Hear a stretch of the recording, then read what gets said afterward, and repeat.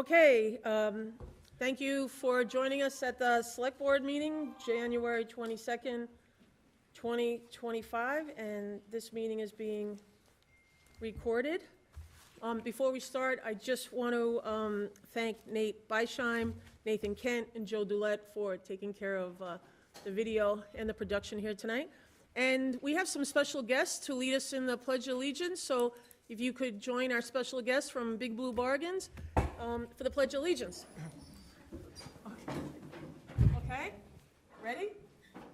I pledge allegiance to the flag of the United States of America and to the republic for which it stands, one nation, under God, indivisible, with liberty and justice for all. Okay, so could you take a moment and introduce yourselves to us? My name is Ellie. My name is Maxie. My name is Penny. Penny, and do we have somebody else here? Who's that? Ben, we have Ben. Well, thank you very much for coming and saying the Pledge of Allegiance. We really appreciate that. Thank you. You can come back again in 2 weeks if you'd like. All right? Okay. So now we are going to read the proclamation and adoption of our January 27th, 2025 International Holocaust Memorial Day. Let's just see if I find that. Do you have it? No, I think. Hold on one second.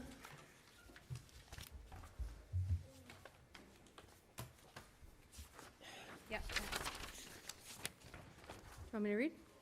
Yeah, that'd be great. Okay. Thank you.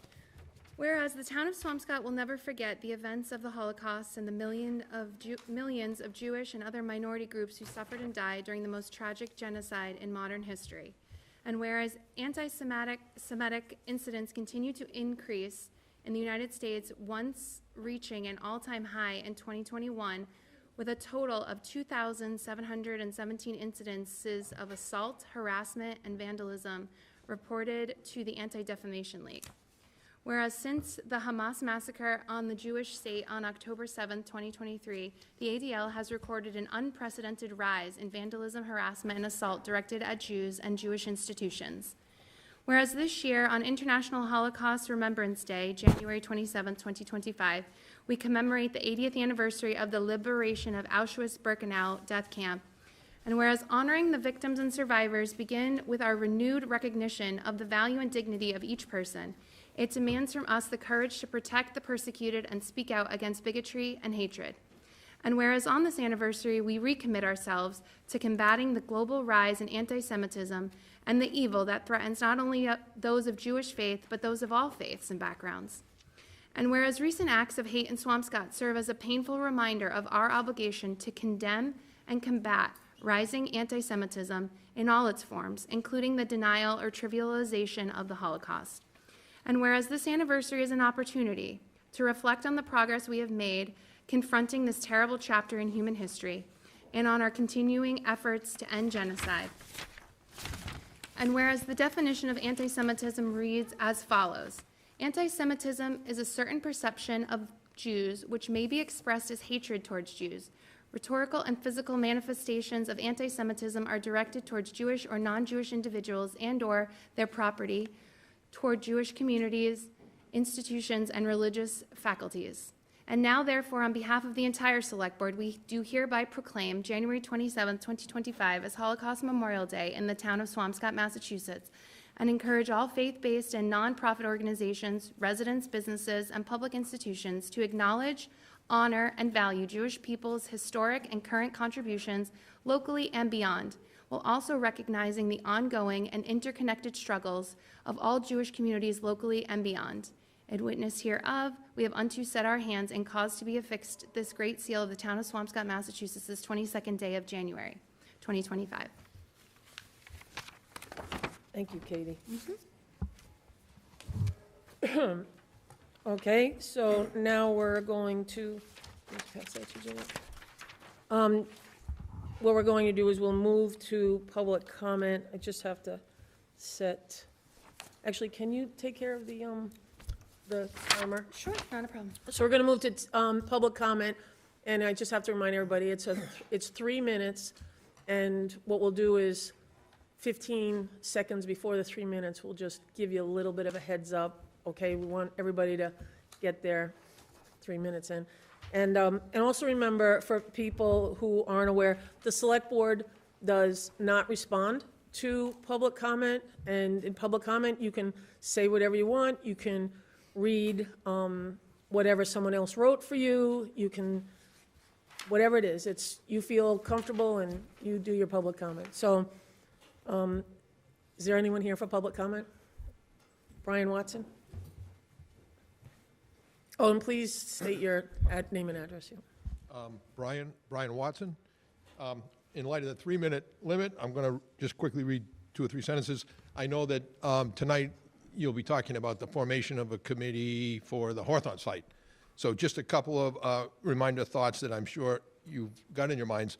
When the committee's created, it will be important that the committee is committed to a clear, open, and logical process and sequence of tasks that both assist and educate the townspeople regarding that very process, the goal being to follow a process that includes developing and diagramming a number of simultaneous plans, 4, 5, 6, 7, we don't know how many, but they'd all be possible options, and those plans would portray a variety of solutions to the site. The committee would assist the town in evaluating the various plans, comparing them to each other, and assessing the plans for their various pros and cons. Every plan will have things to recommend it, and every plan would have things that could be viewed as disadvantageous. The idea ultimately is that the town will settle on a plan, eventually, that it thoroughly understands and that embodies a smart combination of properties and characteristics. It will be important that the committee members selected for the committee want to follow such a sort of deliberative process, rather than endorsing any particular plan, at least in the initial exploratory phases. Eventually, it would be only natural that committee members might, toward the end, develop a plan that they like. But for the first stages, when the town is being brought through a series of plans, say there's 8 plans on a board, the committee has to be an honest broker in evaluating each plan, putting aside personal preferences or what have you. We've got to measure each plan by a common yardstick, establish the pros and cons of each plan, and so forth. And then democracy will start to take over when it's ready to take over, and people are informed about each plan, and can then the town can start to focus in on a plan it likes. But I think the committee has to be an honest broker, at least initially, for a wide variety of plans. Let's look at all the options that are possible and viable, and then slowly go through a process that weeds them into 1 or 2 options. So I just wanted to state that process is important for the committee to execute. We don't want a repeat of what happened 2 years ago, where the process really was not logical, it wasn't deliberative. One of the nice things about not having a consultant... 10 seconds. Okay. One of the nice things about not having a consultant is we won't have the consultant's hourly clock ticking. So we can take our time, we can go through the plans and make sure we've done due diligence on every plan. Thank you, Mr. Watson. Rachel? Hi, Rachel Teradash, 71 Middlesex Ave. I'm also here with Laura Lynn, Hannah Proviance, Katie Carolice, and our Big Blue Bargains children. This is 5 of our 13 children that we have between the 4 of us. So we came tonight because we wanted to talk to you, as we have many times. We are from the board members for Big Blue Bargains. If you haven't heard of Big Blue Bargains, we are a local 501c3 nonprofit thrift store. We were started in 2012. We're staffed entirely by volunteers, and all of our profit goes back to the community. About 10 months ago, just after we learned that we would have to evacuate our property on Humphrey Street, we came here and asked the public and the select board to help us find a new location for Big Blue Bargains. Since then, countless members of the community reached out to us to show their support and suggest locations. Doug, David, and Danielle each made a point to find board members during town hall summer concerts and movies. We saw Katie at sporting events and Mary Ellen at farmers markets. Every single one of you let us know how important it was for you to help us find a way to open. David and Max Casper met with us to tour possible locations at the old Clark School. And after discussions with David and Mary Ellen, we agreed that the Clark Portables were the right fit. With the approval of the school committee, we've found our new home. We're here tonight to thank all of you, the select board, the school committee, and each member of our wonderful community who's supported us, volunteered, shopped, or donated items. We're excited to announce that our grand opening will be February 1st from 9 to 1. Our sign is up, and we are excited to see you at 155 Norfolk Ave, the Clark Portables. Thank you. It's very exciting. Thank you. Ben, did you want to talk? Are you on resident comment? Okay. Okay. Katie Arrington?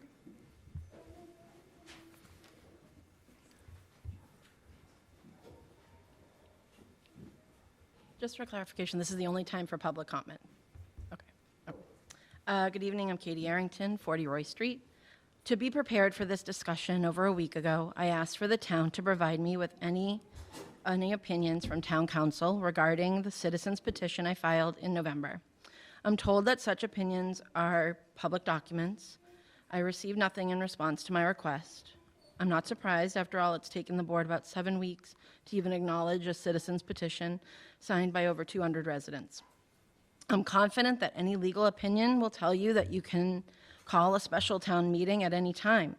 But the more I think about it, the clearer it is that this is not a legal discussion. So I'll leave the legal discussions to you and others. This is simply about doing what's right.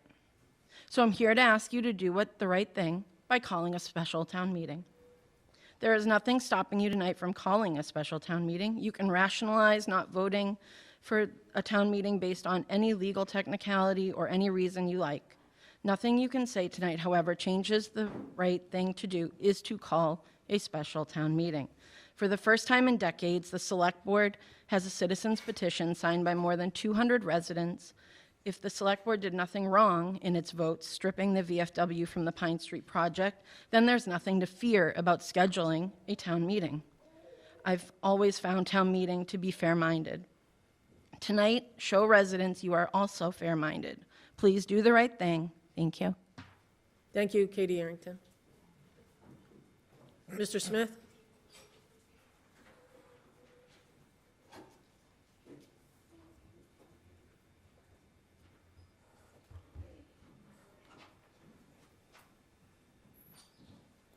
Good evening. Before I begin, I just want to say thank you guys for having us tonight, and I want to pull my full support for Mr. Cresta as our next town administrator. I believe that he is the right choice and has my full support, as well as many others. So Frank Smith, Archer Street. Since June of last year, this board has held more than non-public executive sessions than public meetings. When public meetings are held, they are often relatively brief and contain little actual debate or discussion. Most times when it comes to a vote on a matter, it appears the majority of the select board, these days most often, select boards Phelan, Leonard, and Fletcher, are magically on the same page with each other, and little or no dialogue seems to have occurred. You have to stop and ask yourself why. When others, including members of the select board, recently raised the issue of the large number of executive sessions and the limited public discussion, select board member Leonard called such complaints, and I quote, bullshit. Sorry, kids, still here. Her words, not mine. I disagree with that sentiment, but it does seem to represent the feelings of the chair and others. If there is little to no discussion, where do these discussions happen? In non-public executive sessions, outside of meetings? We don't know because the select board has not released the minutes of these over 20 executive sessions since late June. Because not much has happened publicly with the select board these days, I think we should know what is happening outside the public's eye. Therefore, for the first time in my life, in November, I filed a public records request with the town clerk asking for records of communications by and between Chairwoman Fletcher, members of the Select Board, and the town administrator at the time. In response, the town took extraordinary step of asking Massachusetts Secretary of State for permission to charge me $725 to get this information. The Secretary of State rejected this request. Even so, the town still required me to pay $325 to get this information, very public information. That's a lot of money, especially for a school teacher teaching in a public school, such as myself. I paid the amount of money anyways because something had gone very wrong with the Select Board. Each one of you, with the current chair, more so than anyone else, ran on a platform of transparency and community involvement. Does anyone besides me see the irony that I cannot even pay to get transparency 10 seconds. about a lack of transparency? Over 60 days and $325 later, I still do not have a single document from the town. Not a single document. I received an email on December 17th, I'm about 10 seconds away, stating that the requested documents were in hand of town council for review, and I would have them in about 10 days. Here we are, still no files, only more questions on these documents. So now ironically enough, I continue to wait for the request for transparency to be fulfilled. While the files I requested and paid for are specifically and methodically redacted. Thank You have to see the problem here. What you are doing is wrong. Thank you, Mr. Smith. And while I appreciate everything that you guys do, I really do. As volunteers for this town, Thank you, I really do. Thank you, Mr. Smith. Thank you. But this needs to be addressed and the problem needs to be resolved. Thank you, Mr. Smith. We need transparency. Thank you, Mr. Smith. Mr. Reen?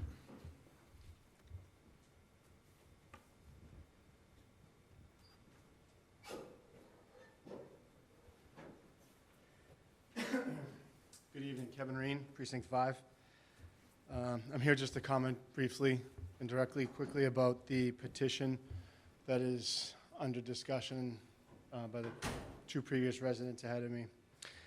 First off, I'd like to say that I'm speaking for myself, most importantly, but it has also been brought to my attention that others have felt the same way that I do. Most importantly, the thing that I'm most frustrated about with this petition is the details. The details weren't presented to all of those who signed, and the actions with that, with the information, led to a form of deceit. It was frustrating because when we put our names to something, we also put our ideas, reputations, and our, not just that, but our families as we go through this. I feel it's important now as we discuss this because at no time was it ever mentioned about a special town meeting when the petitions were presented. Albeit very important, I think at this moment a special town meeting would be a waste of money, where we have one coming, a regular town meeting just a few weeks away. It also leads to a problem. It leads to a problem that we are now trying to pit policy versus property. What are we really looking at here? What's the discussion for? We know what we're dealing with. We've elected you all to be the representatives of us. You won the elections fairly. You've moved forward. You've enacted. You have the responsibility that's been bestowed upon you that we have put you in that place. I think that should have some value and know that you are all doing your best to move with that value. I feel that this petition should be reevaluated.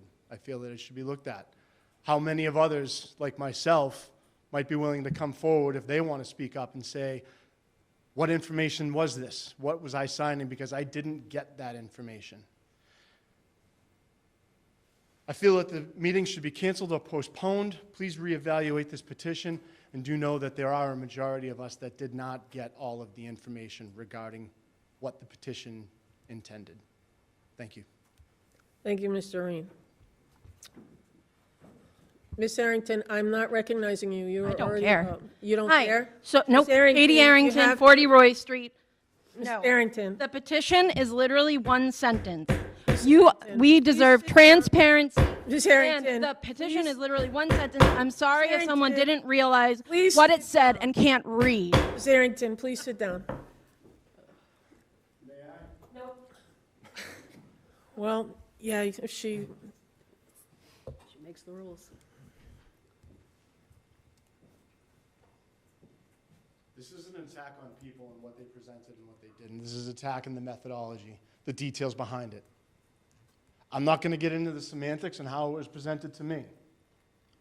But I know in the conversation that was taking place outside a place of worship, where it was in a vulnerable situation, what was presented in the sentences that were expressed, what the petition was for. Okay, That's all I have. thank you, Thank you. Mr. Reen.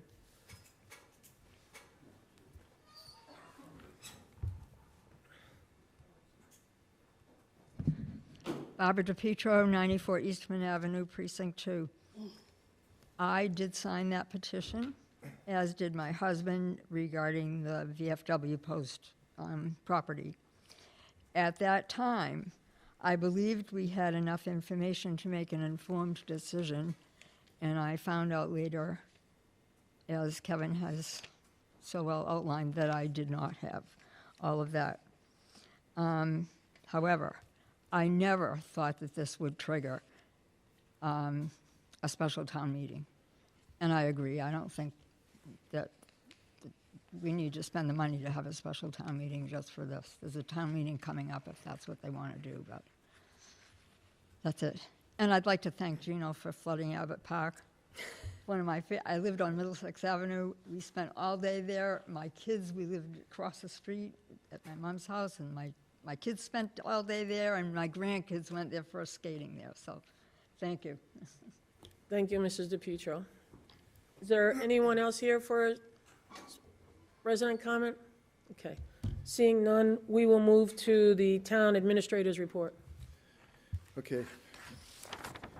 Before I begin my town administrator report, I'd like to request a moment of silence for two Swampscott individuals that recently passed away. First off, Heidi Scheer. To quote a Reach Us post, Heidi was the leading light of our organization, a truly kind individual and an inspirational leader. My condolences to David and his children. Secondly, Frank DeFelice. Frank was a legendary baseball coach who amassed over 400 wins while coaching the Big Blue. Frank was also a football coach and a mentor to hundreds of young men. Some of you have seen it. If not, there was a great article on Coach DeFelice's accomplishments in Monday's daily item. For those who may have missed it, my condolences to Mrs. DeFelice and her family.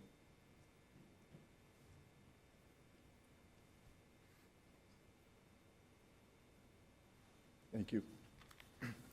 Thank you, Gino. Okay. Town Administrator report. We've reached an agreement with the UU Church. The UU Church is willing to let Swampscott Elementary School staff use their parking lot. I believe it's 60 parking spaces in exchange for snow removal services by the town. The cost minimal. We'll be out there plowing in the area anyways to swing around the corner. I don't think it's going to be much of an expense. I've had preliminary meetings with the Tri-Chair, School Committee, myself, Mary Ellen, Glenn Pastor, Superintendent Angelakis, Amy, to start working on the preliminary school budget. Thank you, Amy, again for your help with that, as always. Finished up the 2025 expectation meetings with all the department heads. Went very well. Everybody's on board. There have been some confusion about when we're going to be opening up on Fridays. Since I knocked on the door on Yeah. Friday. February 3rd, Monday, February 3rd, 7 a.m. to 12 p.m., 8 p.m. to 12 p.m. Had a meeting with the Clearview representatives to get an update on their due diligence progress. Initiating talks with Mission on the Bay regarding the seawall repairs. That's ongoing. I met with Lynn Water and Sewer representatives to discuss construction of a weir wall inside the Stacy Brook culvert. The weir wall will be necessary if the town moves forward with the UV pilot program. Hope to have an update on by next select board meeting. All right, Kings Beach, we will be opening the bids for Phase 2A of the Stacy Brook Sewer System Rehabilitation Project on January 30th. Estimated value of that project is $2.5 million. Special thanks to the DPW staff for their efforts and another great job with the snow removal over the weekend. I would also like to thank Diane Marchese, who reached out to me over the weekend to assist with getting out some information on social media regarding the snow emergency. Thank you, Diane.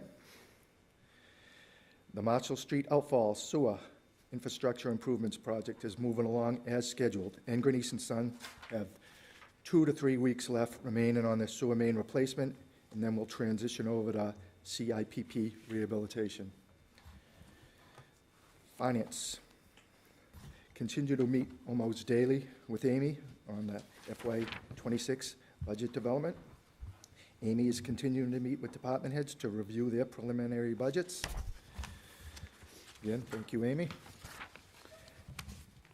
Patrick has been meeting with the Capital Improvement Committee and school department stakeholders for their FY26 capital requests. Things are moving along pretty good. I believe there's 2 more meetings scheduled, one for tomorrow at 11 a.m., and then a subsequent meeting the following Thursday to wrap up the department heads' requests. And we'll be sitting down with our team to finalize the request. Community Development, Marzi, Mary Ellen, and I met with Representative Armini and state staff to discuss support for infrastructure projects around the Hadley, Kings Beach, Fisherman's Beach, and the like. All right, now let's move on to facilities. Building Department, I guess, received bids for the auditorium lighting project. Joe's happy with that. Town clerk is working on getting new software for streetlights and dog licenses. He also recently mailed out the annual census. I think that's due at the end of the month.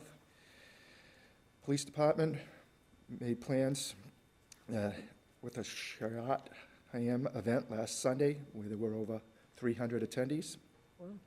Police Department is reviewing all policies and procedures for MPAC accreditation. Many revisions to approve. All right.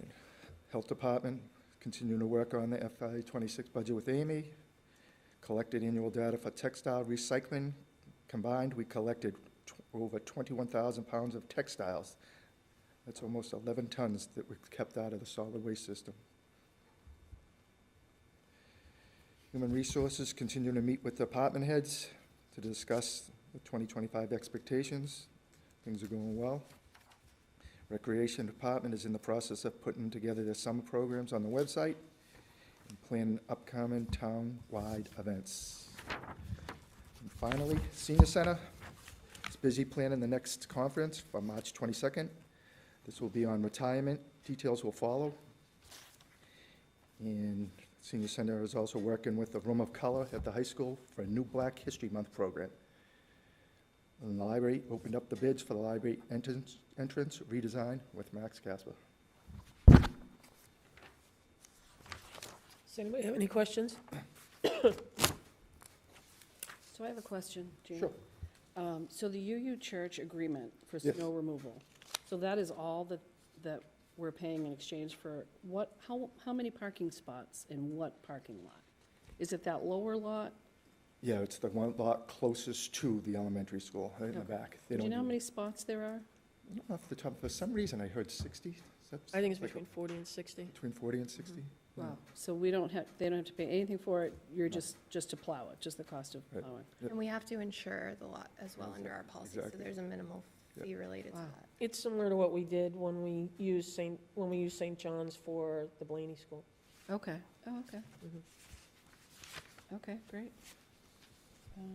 So that'll take relief off with the teachers, right? Yeah. Are you finished, Daniel? Yeah, yeah, go ahead, David. No, just Does that address all the parking concerns for all teachers and faculty at the Swampscott Elementary School? That's my understanding, yes. Right, Now so they like won't have- events and stuff, like people can use it, you know, with parents or whatever going in and like, is it that same, can they use that lot then, do you know, or? That I'm not sure of. Okay. Yep. I would have to look again at the agreement. I don't know if it's just during school hours that the lot Right. can be used, because Right. that is how the easement is. Like, we Yep. can only use the easement during school Right. hours plus or minus An an hour Right. on each side. Okay, So I wouldn't be surprised if it was similar, but I don't recall off the top of my head. okay, because I didn't Um, see it, but I don't, It's, yeah, I saw that, but I didn't see like where they spoke to. Well, I would think if you reached out to the UU and said Yeah, I there's think an it's great. I event, mean, I didn't know it was even I would possibility, hope so. that they would be fine with that. Yeah. Hold on a second, is this it? I have Here. insurance coverage.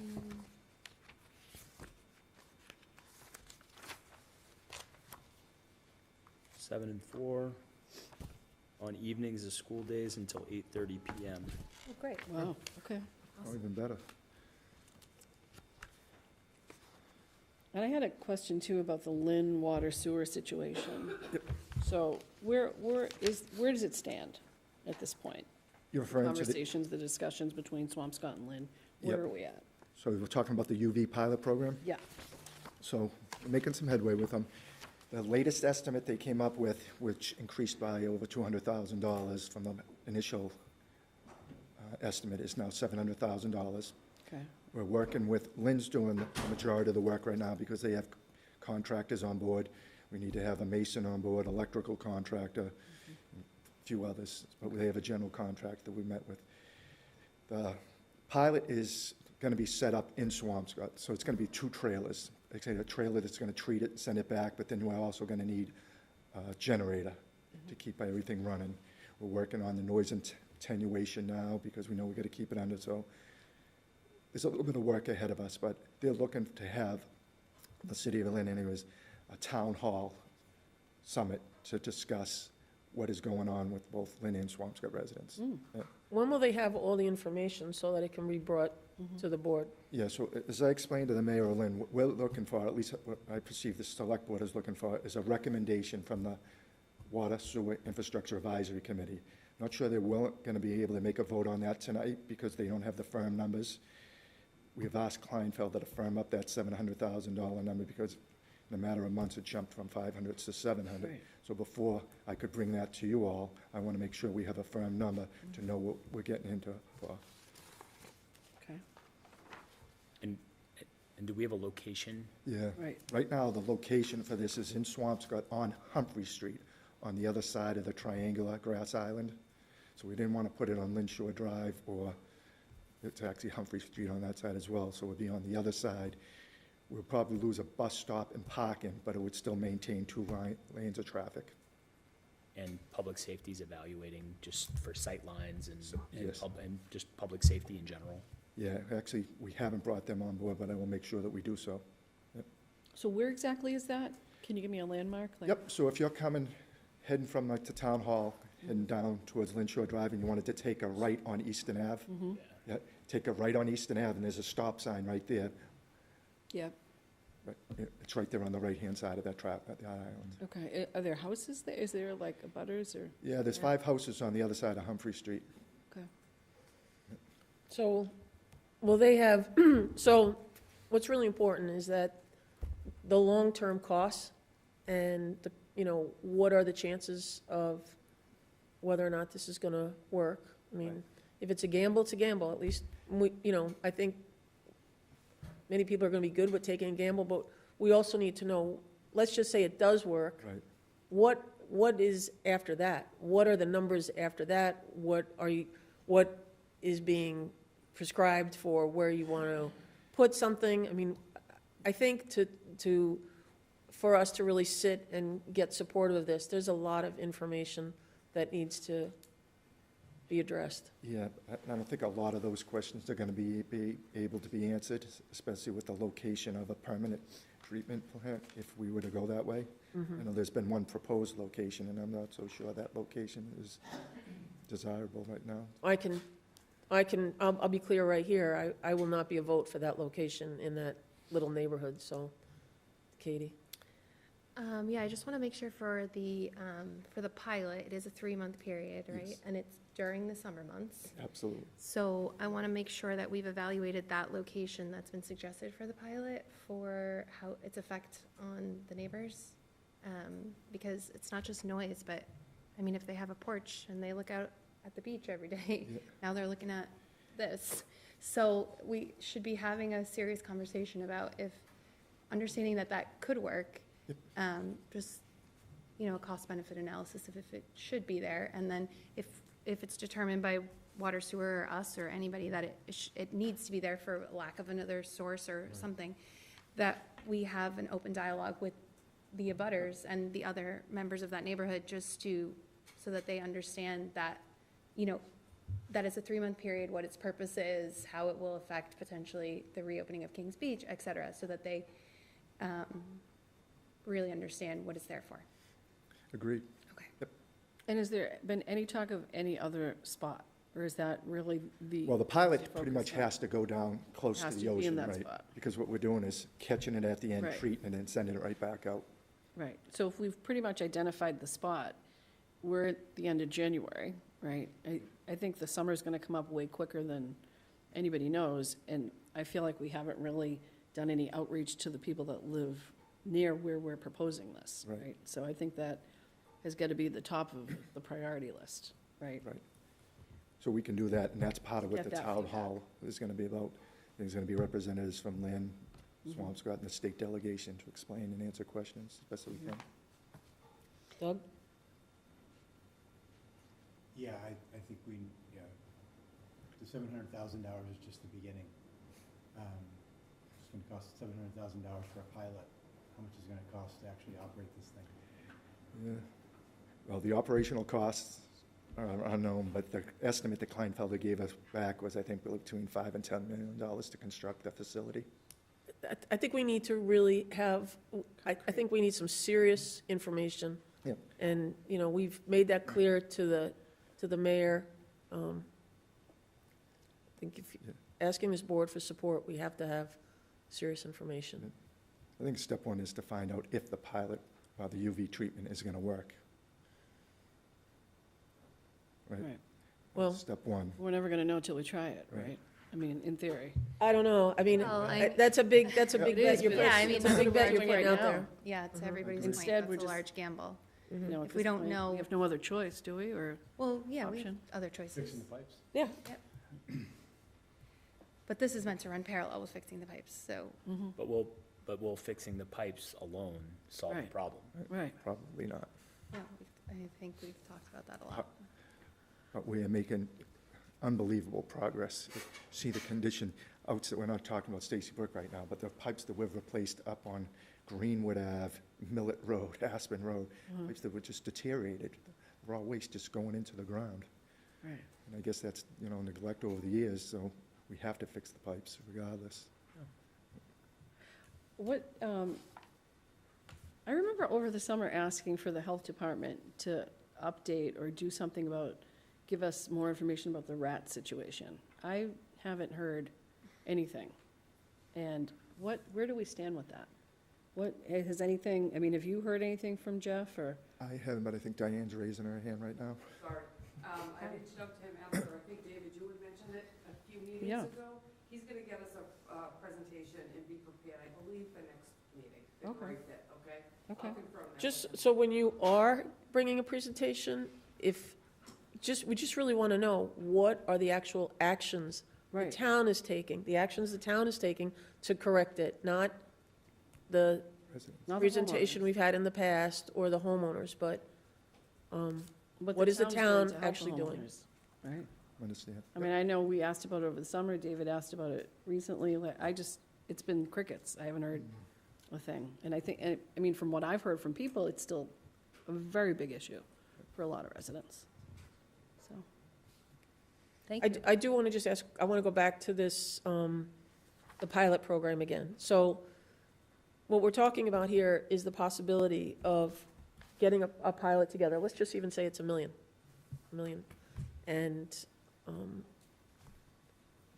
then what what are we thinking as far as long-term costs, and how would we finance those long-term costs? Right. And the chances, you don't have to give, these are the questions that Yeah. are gonna have to be addressed. And what are the chances, because, you know, in the conversations I had with Sean, I think there were a number of things being addressed, that how many days would the UV really be able to be used? I mean, I just want to make sure we have all this information to make a good decision. So, We can get that for you. thank you. Different topic? Sure. Yeah. Clearview, can you say a little bit more Yes. up there? So they reached out to me because they knew there was a little transition in management here, and they wanted to meet with me. We went, had a nice lunch together. You know, You paid for your own, right? I paid for it, everyone. How's that? It was a very productive meeting, I thought. They're doing due diligence right now. I think the due diligence period is set to expire on February 28th. They may be coming back to us for a 2-week extension. As they said, they lost a little bit of time with the holidays and the New Year's, which I agree. I don't think the 2 weeks would be a big deal, but I'll leave that up to everyone else. But I think we're moving along. They also asked for me to bring a restaurateur to the meeting, and that, I think, was very productive. Very productive. So what is the next, anyone remember, what exactly happens at the end of due diligence? They have to say, we want to proceed. Yeah, they're locked in. They still have the ability during their due diligence period, if I remember correctly, Right. to terminate Right. based on their findings. So, Oh, but we probably hear an assessment now of the remediation costs. Right. that would probably be what I would suspect, yeah. Is there a deposit due Yeah. at that time? I can't recall, but Yeah, there is. it seems like that would be likely. I'll have to look at that, review the LDA, and I can report back next week in 2 weeks, if that's helpful, or email.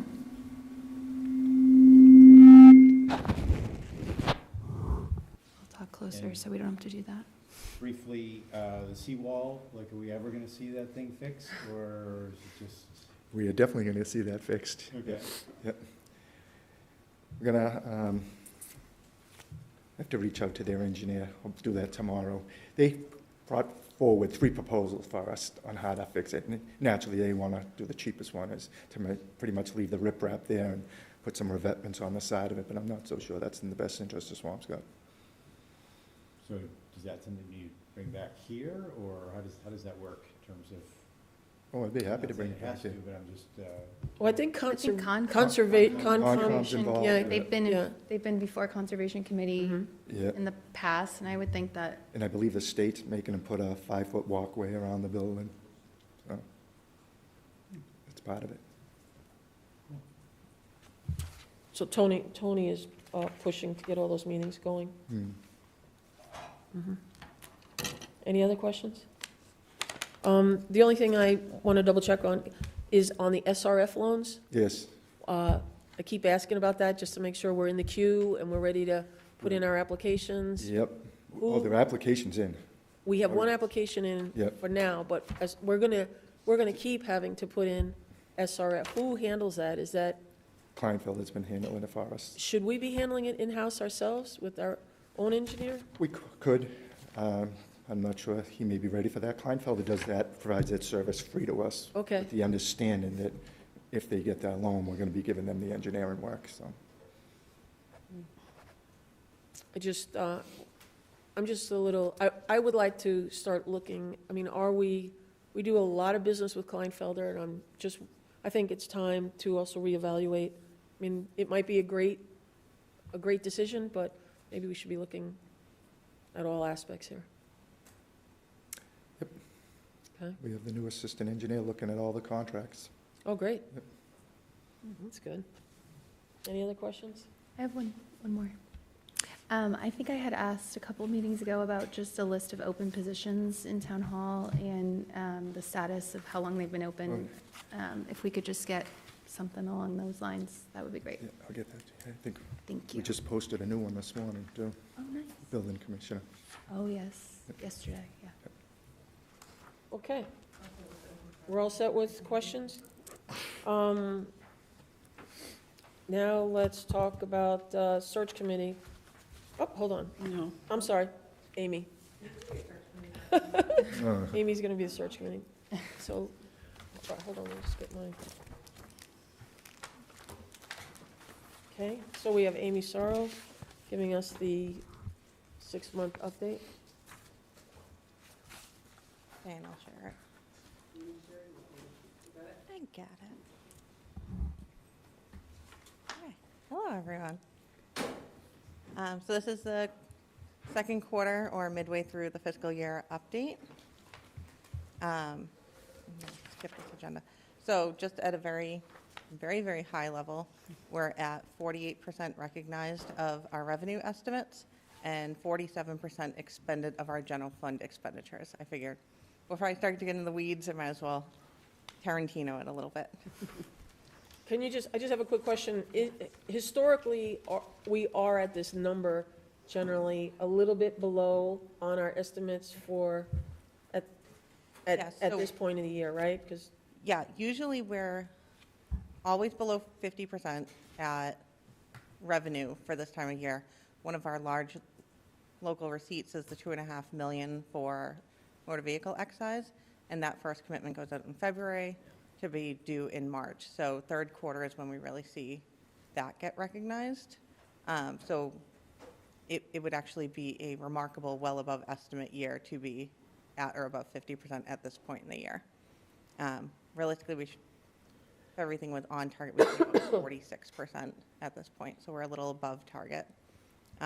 Likewise, it would not be an anomaly to see our expenditures above 50% because we do have some large items that get paid upfront, such as the pension obligation, our insurance premiums, and a lot of our debt payments.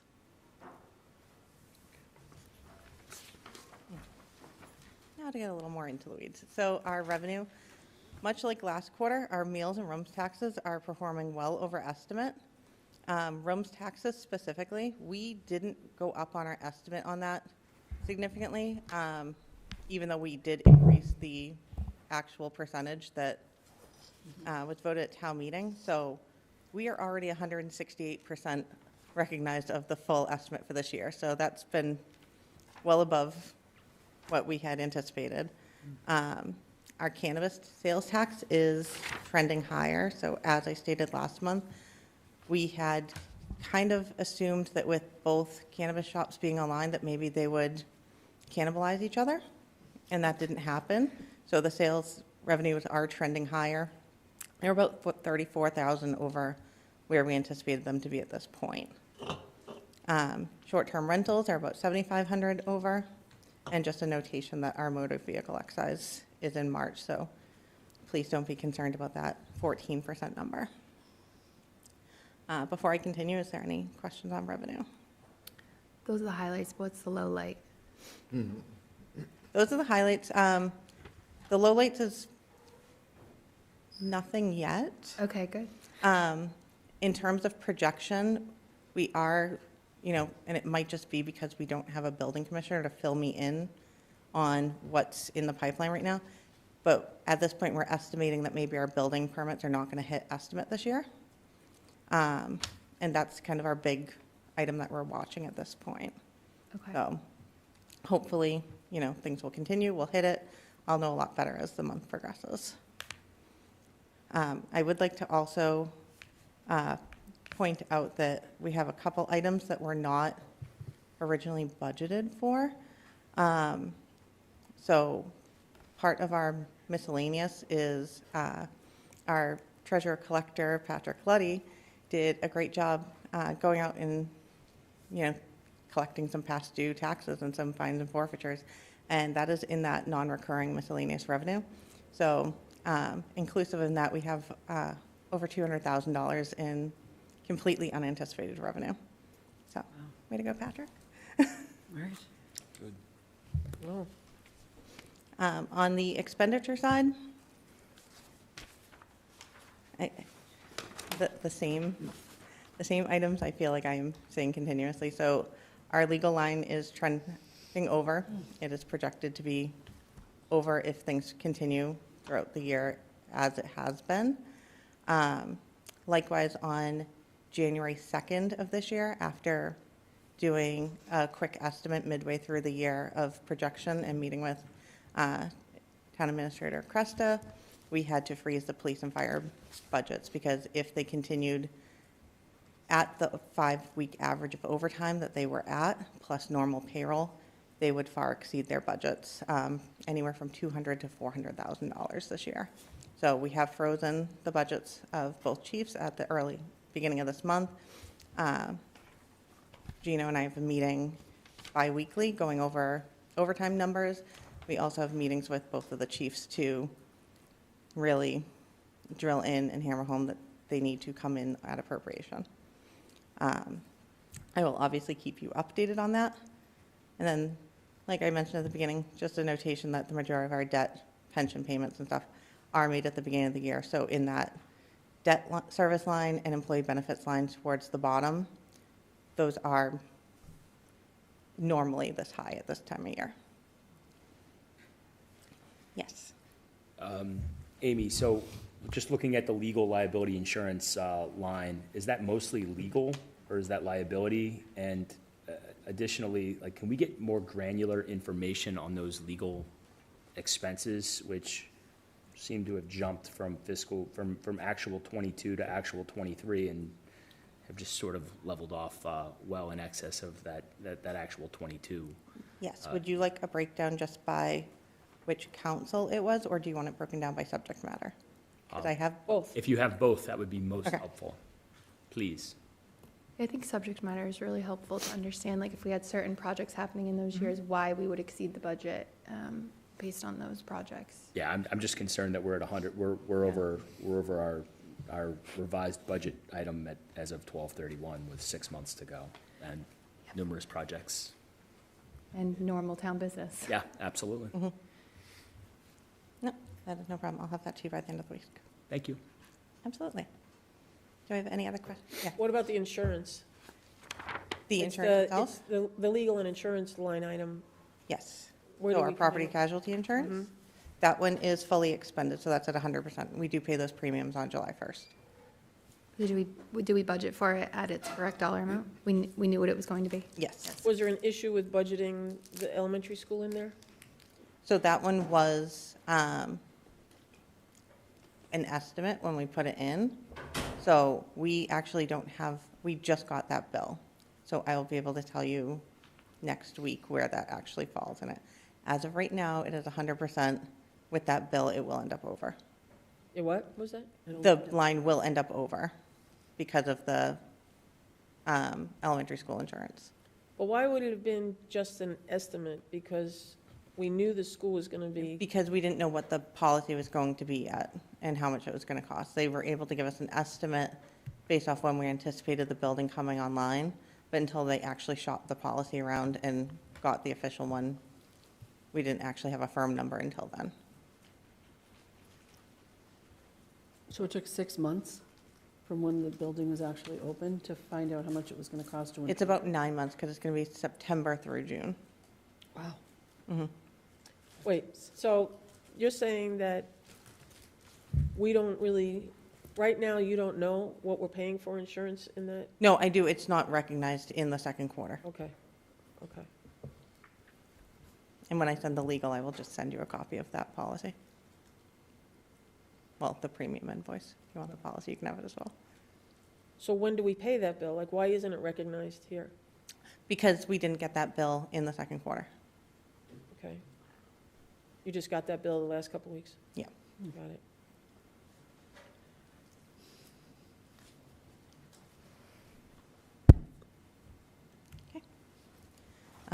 So as I stated, our expenditure concerns are legal insurance, end of employment. I do want to state that we do have that compensated absence reserve fund of $150,000 that was voted at a prior year town meeting. For right now, I have the cost sitting in end of employment for any departures from the town in hopes that the tailings of this year will cover it, and at annual town meeting, we'll do a budget amendment to absorb that. If it looks like we are not going to be able to absorb that within the total appropriation of this year, those will just get reclassed to the reserve fund.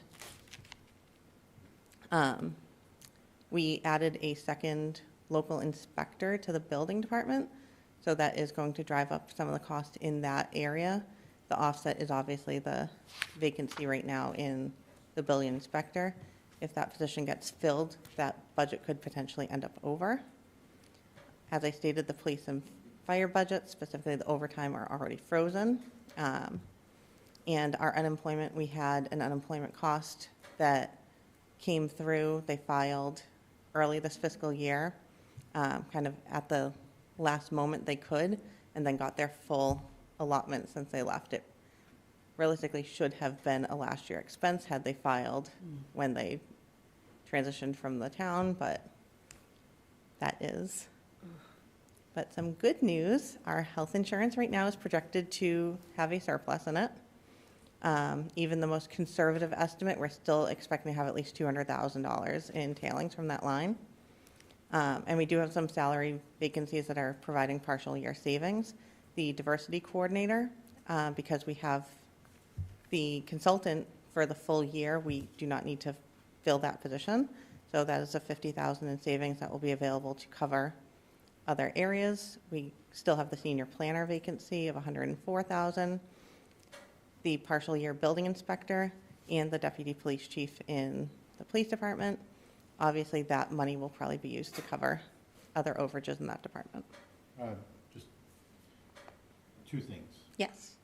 So diversity coordinator, attempted to make a federal level joke, but I won't. We're using money out of a consultant line instead of out of this line? Yeah, so when the FY25 budget was developed, they didn't want a structural issue if we did end up bringing on a permanent diversity position. So we budgeted a $50,000 kind of placeholder, knowing that the RFP for the DEI consultant was going to cover the entirety of FY25, and this was just supposed to be a placeholder so that if this position was in fact something that was going to be recommended from the consultant to bring on permanently, we wouldn't have a structural issue of now trying to fit an entire salary. I understand. In. But are we likely to have an overage in the consultant line because now we The- budgeted that as well as this? No, the consultant line was budgeted appropriately and has already been fully encumbered for the $80,000, and that was in FY24. What about these other three positions? Are we actively and aggressively hiring for these three? 2 out of the 3. I don't Should we believe. guess which of the two, or? Yeah, right. First 2. Senior planner and the building inspector we're advertising for right now. And I don't believe we're advertising for the deputy police chief yet.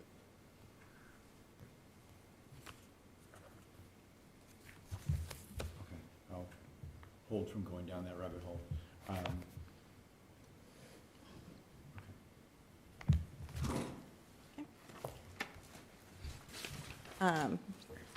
Different from last quarter's presentation, I wanted to break each enterprise fund into its own slot, just so we could see, the receipts and the expenditures on the same page for each. So for our sewer enterprise fund, we're at 56% of revenue recognized in user charges for this year. We have run the consumption based off the first 2 quarters, and we are anticipated to hit estimated revenue for water and sewer. Expenditures are 22.5% at the end of the second quarter. We were waiting on some billing from Lynn Water Sewer, so it's not that we're actually going to come in under. We just haven't received the billing on the largest item in this budget yet. So let's just Yeah. spend a little bit of time on here, because there's some comments out there that we are in the negative numbers on our retained earnings and things like that. So there's a lot of rumors out there. If you could just address where we are with that Yeah, situation. so our retained earnings were certified by DOR in the negative at the end of FY24. And that was due to a project that was not anticipated to begin. It was debt that was authorized, not yet borrowed. The project began earlier than had been communicated to the treasurer. So he did not borrow it in that round of borrowing. It has since been borrowed this year. The net result will be fine.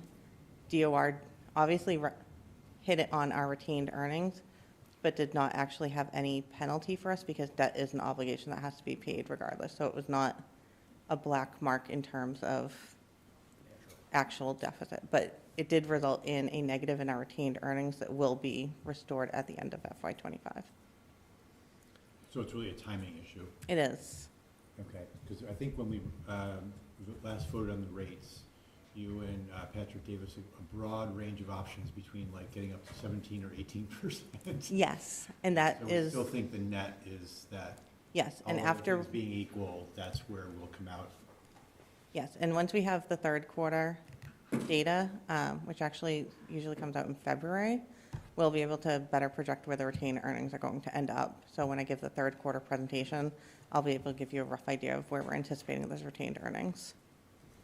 So we'll have that at least before you're voting the rates for the upcoming year. The retained earnings at 17% is still below our overall goal, is that correct? Yes, our overall policy says 20%. Because we had so many projects that we intentionally did vote to use below that, the plan that was approved by the select board was to get retained earnings back up to 20% within 3 years. So that way it wasn't too much of a hit on the user charges. And we're still tracking to that Yes. goal, and we'll monitor that or in your reporting over the next several quarters. Yes, and as we do the projections and look at it, as well as any upcoming projects that will be coming out of sewer, we'll give an updated recommendation of where those rates need to be to fulfill the obligations of the enterprise fund and still bring up the retained earnings. Okay.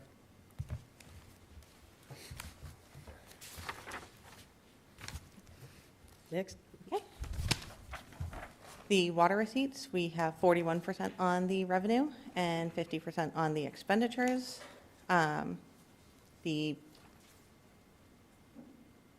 This one is, we have been receiving the bills from MWA, so obviously our expenditures are on target. The receipts are trending back just because they haven't been collected. Not that they have not been billed. As I stated, our projection and our consumption is trending on target for these to be fully recognized. Water is actually trending to be a little higher than estimated on user charges.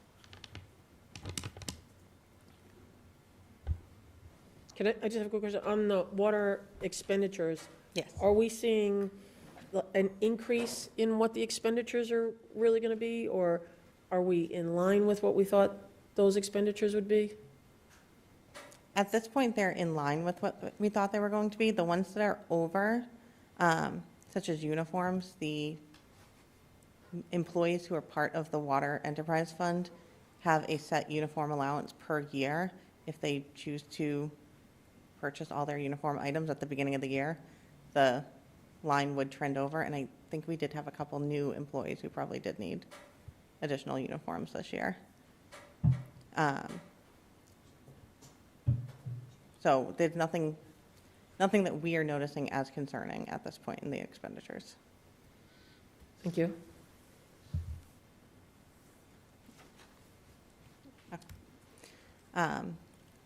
The PEG Enterprise Fund, AKA Joe Dulett, the revenues are at 45% and expenditures are at 36% so far. We are going into negotiation year with Comcast, so that is going to be renegotiated. And everything else here is on target, so we have no concerns with how well Joe is handling his budget. Did he leave? No, he's back there. Okay. He's waving. And then the Solid Waste Enterprise Fund. The revenues are at 37%, which is not concerning. The majority of the revenues from this come from the tax subsidy from the general fund, and we only book that entry at the end of the year. So that one's not alarming to us at all. Waste Zero is almost at 100%. That's the bags that we buy as well as the bulk stickers. So we essentially budget for one bulk purchase each year, we've already made it.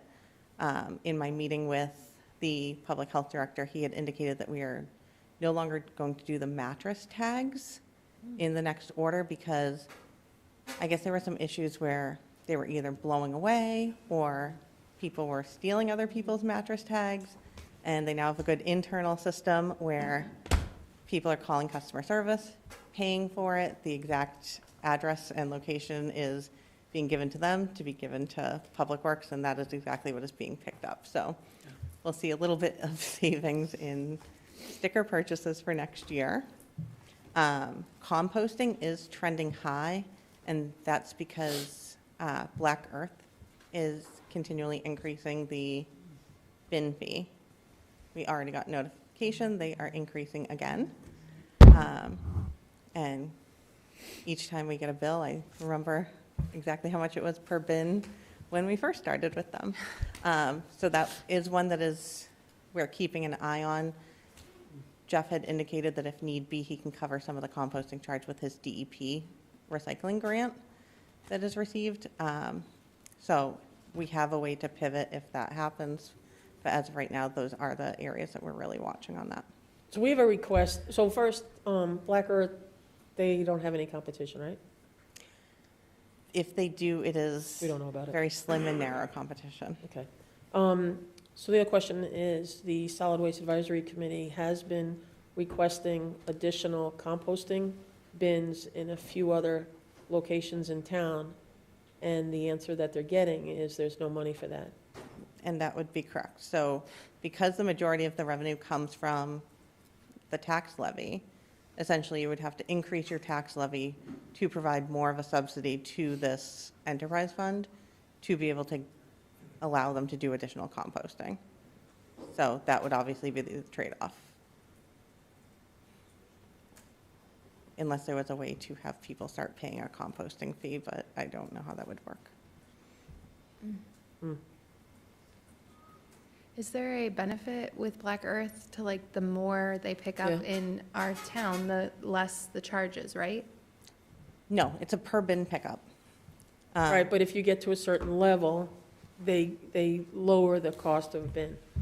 Yeah, they also increase it if there's any contamination in the bin. And I unfortunately ended up on their email thing where I get all the contamination emails. And every single pickup day, I receive at least 8 contamination emails that we get hit with contamination fees for when people put non-compostable items in those bins. Okay. I mean, there's some trade-off. You're reducing the solid waste fees. Right. Tonnage fees at all? by No, there has been no provided? tonnage decrease realized. There We there thought has that- to be. Well, I mean, you're saying you haven't seen the totality of the fees decrease, but there is a tonnage component, The tonnage right? trend from what we've been tracking over the last 5 years has not seen a tonnage decrease in what's being picked up in trash and recycling. I understand. Yeah. But there is a tonnage fee as part of what we pay. right? Yes, sorry, I So misunderstood you. if there was composting done, the trend would have been higher had we not been composting. Yes. So. But I think the solid waste has said that the trade-off isn't 1-for-1, and that's the Right. rub. Right. We maybe need some more education so that we're not getting hit with these fees. Does solid waste know that you're getting a number of contamination?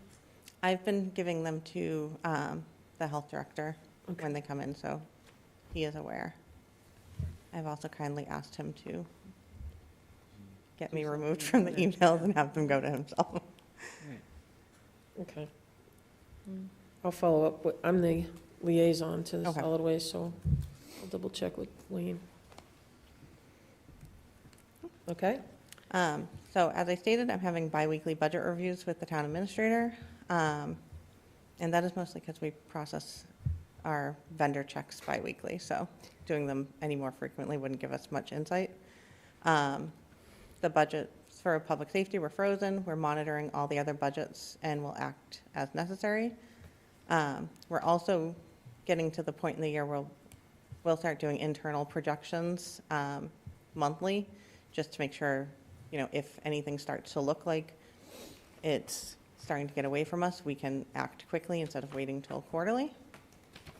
And we're doing the same projections with the user charges when we get those information from water and sewer.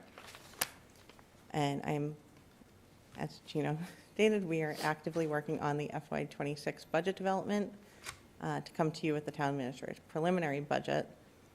We have completed all the department head budget reviews. I did the last one yesterday with the police chief.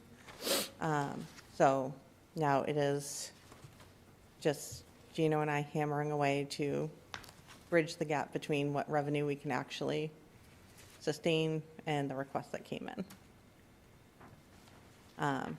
This is my little weir here on our budget timeline, which is the finance draft budget meetings with the town administrator.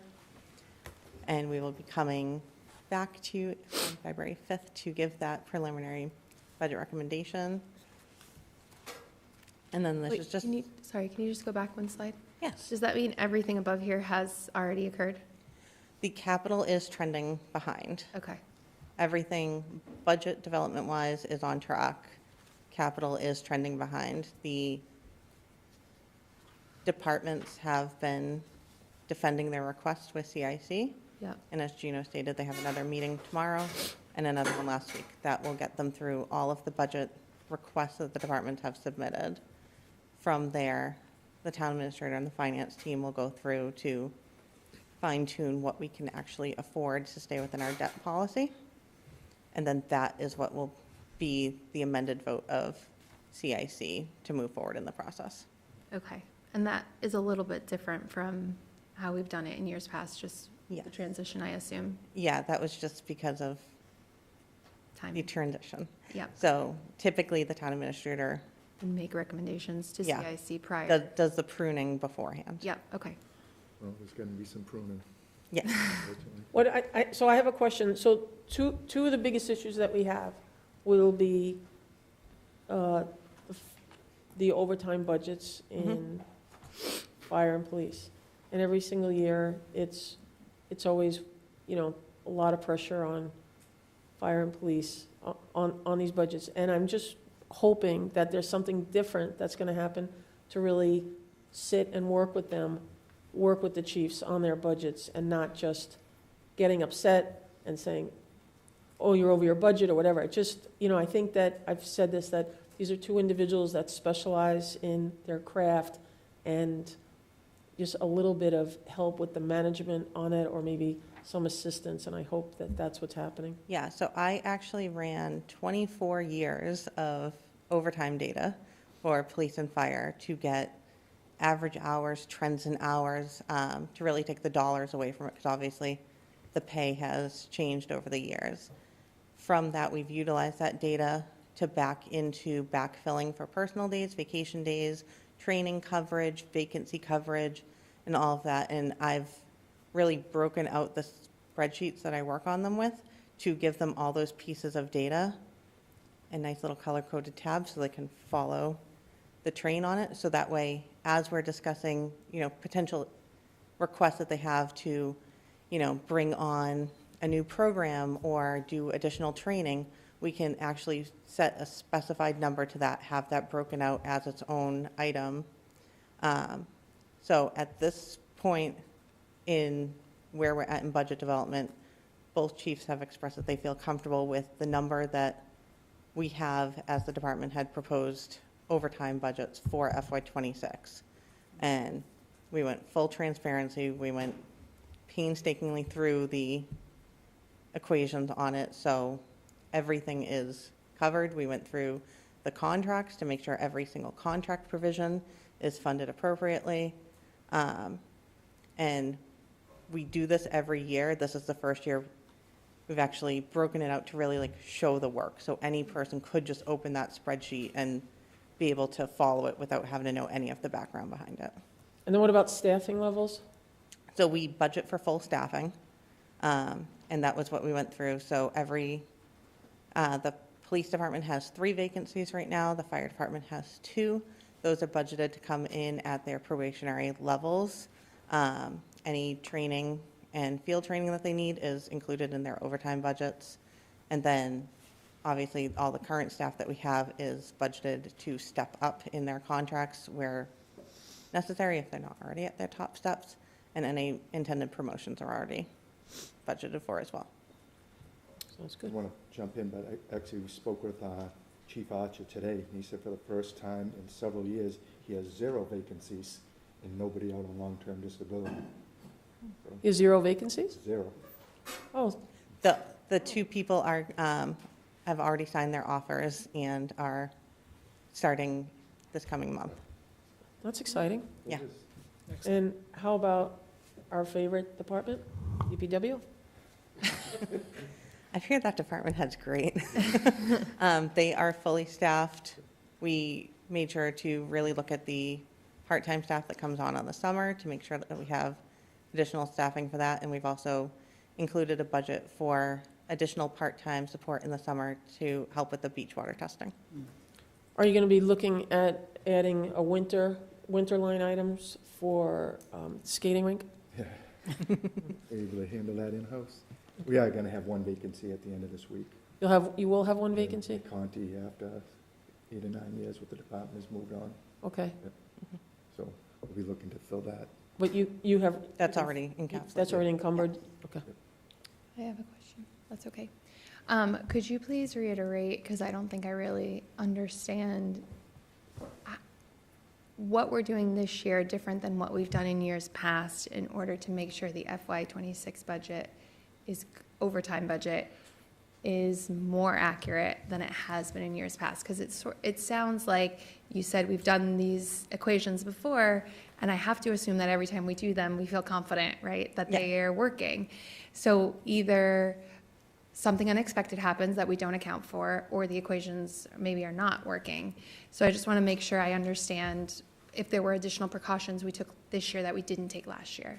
I wouldn't say there's additional precautions. I would say there was additional time spent by my department to really put all of the work and all the documentation on there, so that way the chiefs know how these numbers came to be, so they have a level of comfort with it. They have a level of understanding, instead of just being told, hey, you have an overtime budget of $500,000, make it work. We're really going through being like, okay, this is the staff that you have. This is what they have for time off.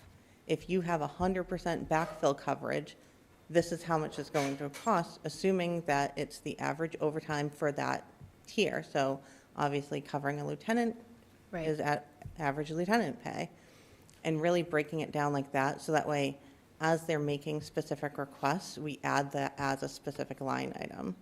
So for example, in the fire department, we have those new hires who have to go to academy. That's 10 weeks of overtime coverage. So in that, we take a completely separate line that says, new hires at fire academy. This many people, 42 hours a week, 10 weeks, average overtime of that rank.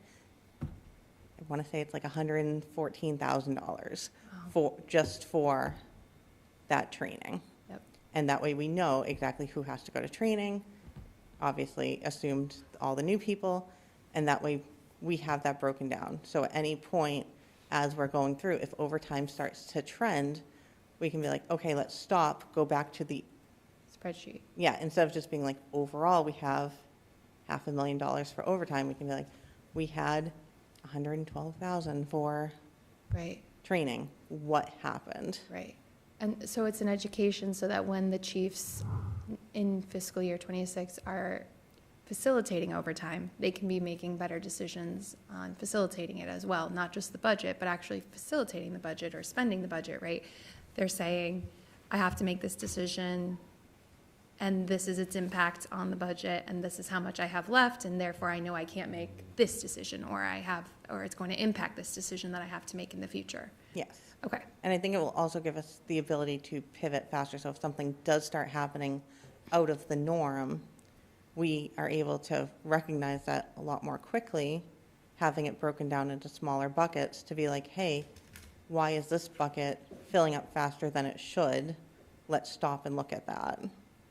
So. And this was never done previously? We did it just as an overall calculation. Just like a lump sum, you have X to use, but not We- actually break it down the way you just. So we did, I just never physically broke it down for them. And so that's where I was hoping this year. Yeah. And it seemed to be received well in the meetings with both of the chiefs. They have more buy-in, more accountability. Yeah, and I think just being able to fully grasp, because specifically Chief Archer, he was surprised by how much dollars it costs. Like, because he always knew 10 weeks for academy, you know, Right. 42 hours a week. We know this. And then, but actually seeing that like pulled out, so per person, it's going to cost this much in overtime. And it was just like, oh, I never actually looked at it at that level. Right. And likewise with Chief Casada saying like, hey, we had this special circumstance come up this year. We didn't anticipate that in our budget. Right. You know, we should potentially look at adding this into the overtime investigations line, you know, if we have to partner with, you know, a larger Right. group to do some sort of investigation. We think it's going to be X number of hours, and therefore I can be like, okay, so we're going to add that number of hours. What level of staff is going to do that? So we're going to take that average overtime. So this is the request that you're looking to add to that, and really flesh that out. So I think the bottom line is, you do put a lot, you in the finance department put a lot of time in figuring out what those overtime budgets should be. It's just that possibly communicating them to the chiefs has been a little bit different, or even the anticipated serious injuries that have come up. You can't anticipate those. That's what I was just. Sounds like a decent amount of education was happening also. Yeah, that was the goal. On your part, so thank you. That was the unforeseen, like, right, my concern is the police overtime, as I just met with the chief, they have 3 vacancies right now. They have 1 on military leave, 1 out on disability, and 1 that's going out, what could be a long-term disability that we're gonna have to backfill. So, kind of stuff. I think we might have caught a break with the fire department too, because one of the vacancies filled by a former employee that came back. Fire department? Yeah. Oh. London. Oh, I didn't know you was coming. Either way, okay, so where are we? So, myself and the town administrator will be back on February 5th to present the town administrator's preliminary budget. The hope with that is that the select board will give any recommendations or adjustments they wish to have before we return on March 5th with the final recommended budget and the budget book published at that point. Through March and April, I will be working with the board to develop your annual town meeting warrant, which I already kind of started today by reaching out to some of our department heads to at least get an idea of any warrant articles that are already in process, already working with council, trying to get, you know, maybe bylaw language and stuff like that. So that way, when the discussion begins, I'll have a full list of potential articles for you to review. Per our timeline, April 16th is the hopeful date that we will close town meeting warrant, but we have until April 23rd if we still have open items before that warrant gets closed, and obviously May 19th for annual town meeting. And just to be safe, Diane has reserved the auditorium for Monday, Tuesday, and Wednesday of that week. It won't be under construction, will it? No, the construction, according to Joe, it will be down from mid-March to towards the 20th of March, so we'll be all set for May. Okay, great. That's it. Thank you. Thank you, Amy. Thank you so much. Okay, now moving on to search committee decision and possible vote. Select board rep on the committee.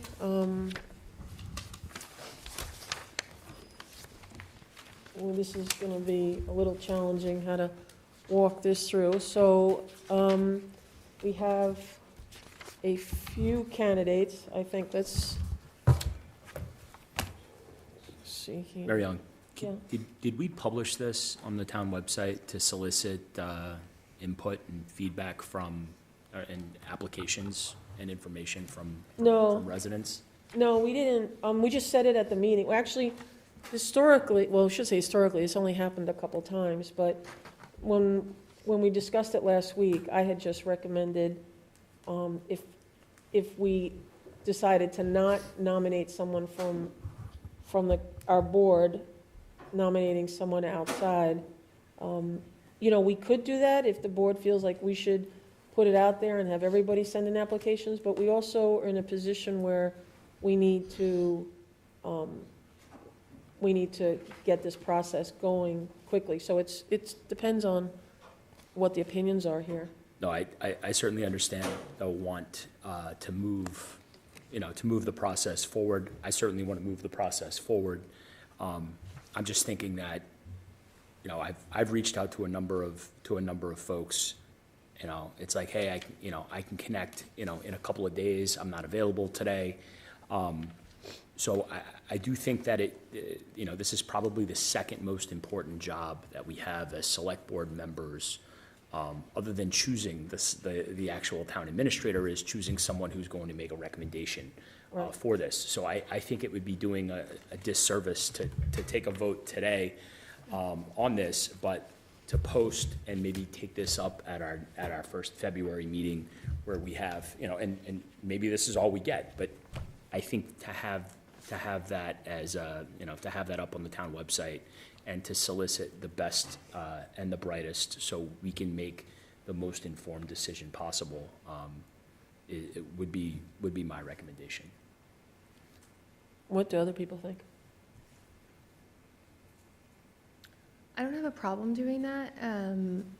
Obviously, it is our representative, right, that we're putting forward. So I think in the end, we need to feel like whoever we're bringing forward personifies, the ethos of what we would bring forward to that committee. But we also have another bite at the apple, right? When the charter says, the committee's going to come forward with recommendations and select board gets to get back into the process. So I think it's a benefit that we should open up to the community. I think it would be then unnecessary to talk about some members now. We should just talk about them collectively. Right. Mm-hmm. And then I also think that whatever decision we make, we should forward whatever other applicants we don't choose to the moderator, because I think he has 2 positions that he fills on the committee. Mm-hmm. And maybe he could look to some of these very qualified people who want to be engaged in this process. And maybe he could look from that pool also. It does seem to be very consistent with the way we fill other committees. This committee hopefully is no less important than the other ones we fill to actually solicit the input, so it makes sense to me. Danielle? I think the whole process needs a little bit more clarity, to be honest. I don't think we're ready to vote on the couple of resumes. I know I haven't connected with all of these people. I really think I think we said this last time too, that we should consider sending out a survey to residents to see what they're looking for, but we really should also clarify what we're tasking this committee with doing. Are they doing all of the vetting in giving us a list of finalists? Yes. What is their task? And be very clear and literal about it so that there can be no confusion. And then we can't come back, have people come back, say later, well, we didn't know what you really wanted us to do. No, let's be clear about it. Let's discuss it. Let's talk about it. And let's task them appropriately with it. And at the same token, we could be reaching out to, the Mass Association of Select Boards and Town Administrators and seeing what the vetting process looks like in other towns and, what the prerequisites are, or what the metrics are.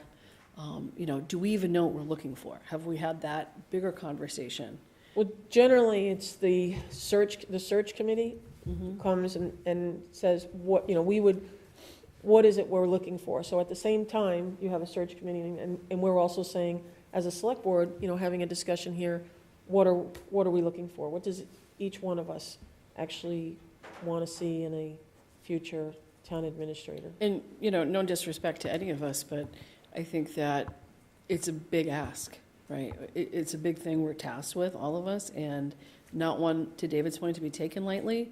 So, the people that we end up seating on this committee, we've got to be pretty sure that they're up to the task, right? And they're qualified and they're the best possible people for that role. So I just think that I would like to see a little bit more clarity throughout the whole process, right? But I would like to see, be it like a checklist or a listing. I know I'll reach out to the Massachusetts Association of Select Boards because I just want to get a metric of some sort that, we all can look at and understand, characteristics of town administrators or qualities or what, in terms of experience, education, all of the boxes. So we're all on the same page for what we're looking for or a general idea of where we're going.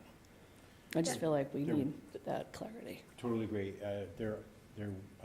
One of the person I suggested as a possibility did serve last time, and let me know there were criteria at that point that the select board gave to their representative on the committee for what the select board was looking for. So that was kind of some clarity about their direction. Right. So the person that I had recommended, also Naomi Dreven had recommended, that was a person who was on it before. So I think, so how would it look? So should we advertise it for the next 2 weeks, starting tonight, and then we bring all of those names forward, or do we just advertise for 10 days and you all have those names at least a few days beforehand? Yeah, I mean, how does that look if we're going to have time-wise? to vote on Wednesday, then we can't have the advertisement open till Tuesday. Right. To make an educated decision Wednesday, especially if we want to. So how about if we speak to leave some it, of these folks? you want to leave it for 1 week? Is that, Do you think that's enough time?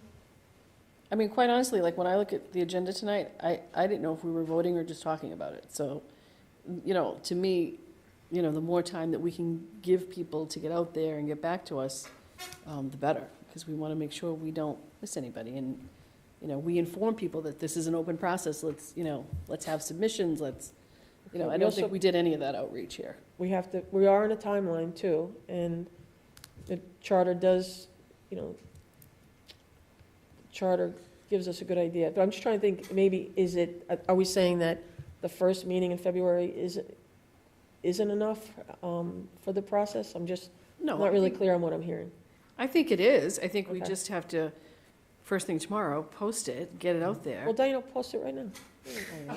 Well, just taking minutes too. I mean, and get it out there as much as we can. Maybe we're sending it all, an email to all households. I don't know. We could do a robocall. Right. Put it on the website, Facebook, Mm-hmm. a robocall, and the newsletter, I think, goes out tomorrow. So if I can catch Jody. That would be quick great enough, she too. might be able to throw it on the newsletter. And I too know that, I noticed some of the same names were some of the same names from 2016. As much as I appreciate the history and the experience, we want to see if we can engage new people too, because a lot has changed since 2016 in Swampscott. So we want as many people, new and old and everybody in between, to be as interested as they want to be. We want to hear that. I Okay, do anyway. so how about this? We put it out there for 8 days, and then as you're getting the resumes in, Diane, if you could be the one to send them out? Yep. Okay? And if at the same time you could compile a list, like running one pager of all the ones, so that we have. Yep, absolutely. So 8 days would bring us to Thursday, the 30th, if we start tonight. Great. Okay. 31st, whatever. Yeah, I don't know how 30. many Let's days. just go to the End it on a 31st. Friday, yeah. Yeah, that makes sense. Right, Okay. perfect. I'm on vacation the first week in February, so I'll get it all out to you as soon, Okay. Yep. probably Thursday, because I'm off Thursday and Friday, believe it. And if any come in on that day, the Friday. Diane, we could also make a folder in the select board and then give them access to the folder, so as they That would come be in, great too. you can live, Just drop them. just post them and they'll just immediately have access to it. Just to be clear to the folks that, we've reached out to, can we assume that they will just be dropped into that folder? And they don't have to make a submission? That way? I've already started that. Okay, so I just Yeah, want to that's make fine. sure if they're listening or, That just makes sense. just makes sense, Yeah. since they've already obviously reached out in some capacity to show interest. How do you want me to advertise this, because I can do it right now? Well, told you.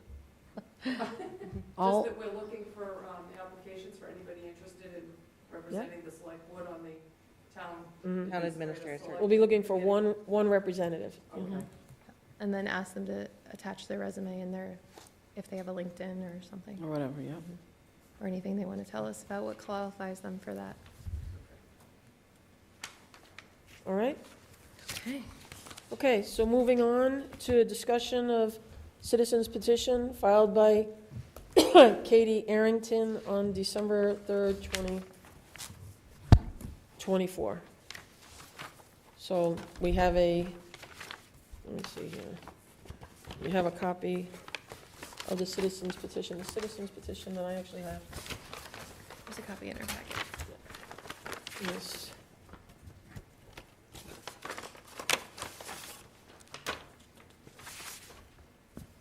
I have one filed from Danielle Arrington, and then Danielle Arrington and Katie Arrington. So, want to have a discussion on this?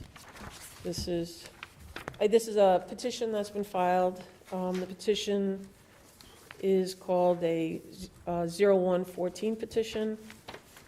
It is a town meeting citizens petition. It's an article to submit, what it says here, an article to revoke the authority granted to convey certain town-owned properties pursuant to Article 2 of the Town of Swampscott 2023 Annual Town Meeting.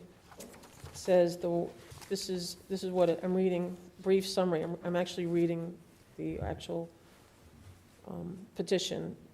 This warrant article seeks to revoke the authority previously granted to the Swampscott Select Board to sell or lease a property located at 10 New Ocean Street, site of VFW Post 1240, and 1224 Pine Street.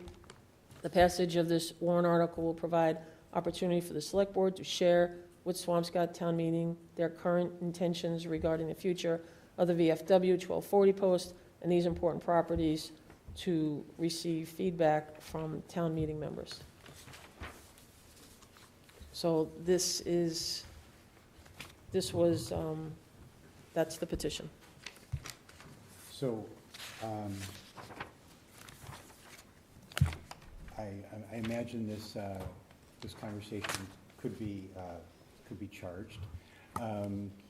So, in order to kind of streamline it, to get it rolling, I would propose a motion that we proceed on the kind of intention of this hearing, having heard the various viewpoints from our public speakers, public comment people today, that we do have a special town meeting. I am understanding from actually, and having kind of thought about the timing, that it sounds like, being very practical, the auditorium is actually not available in any near-term capacity to even have this. Maybe there's a different place we could have it, but until something like March 24th. So I would propose a motion that we open a special town meeting warrant to have this discussion on Monday, March 24th. I believe the auditorium is only being worked on in March, so I believe it is in February. if that was- Joe, when is the auditorium open? When's the auditorium shut down for? March 3rd through March 21st. Yeah, I think just in terms of like where we sit already and having to announce it and, all of that kind of process, and then there's school vacation week, and there's just. Well, what is the day that you're saying? March 24th. Not because I don't want it sooner, to kind of keep with the intent of this, but it seems as though that's the first practical date, as I understand it. So March 24th, do we have a time? Well, I think we normally do these at whatever, 7 o'clock or whatever, so. Okay. I'll second that. So we motion to call a special town meeting on March 24th to talk about, to address this petition. Correct. Do we have any discussion?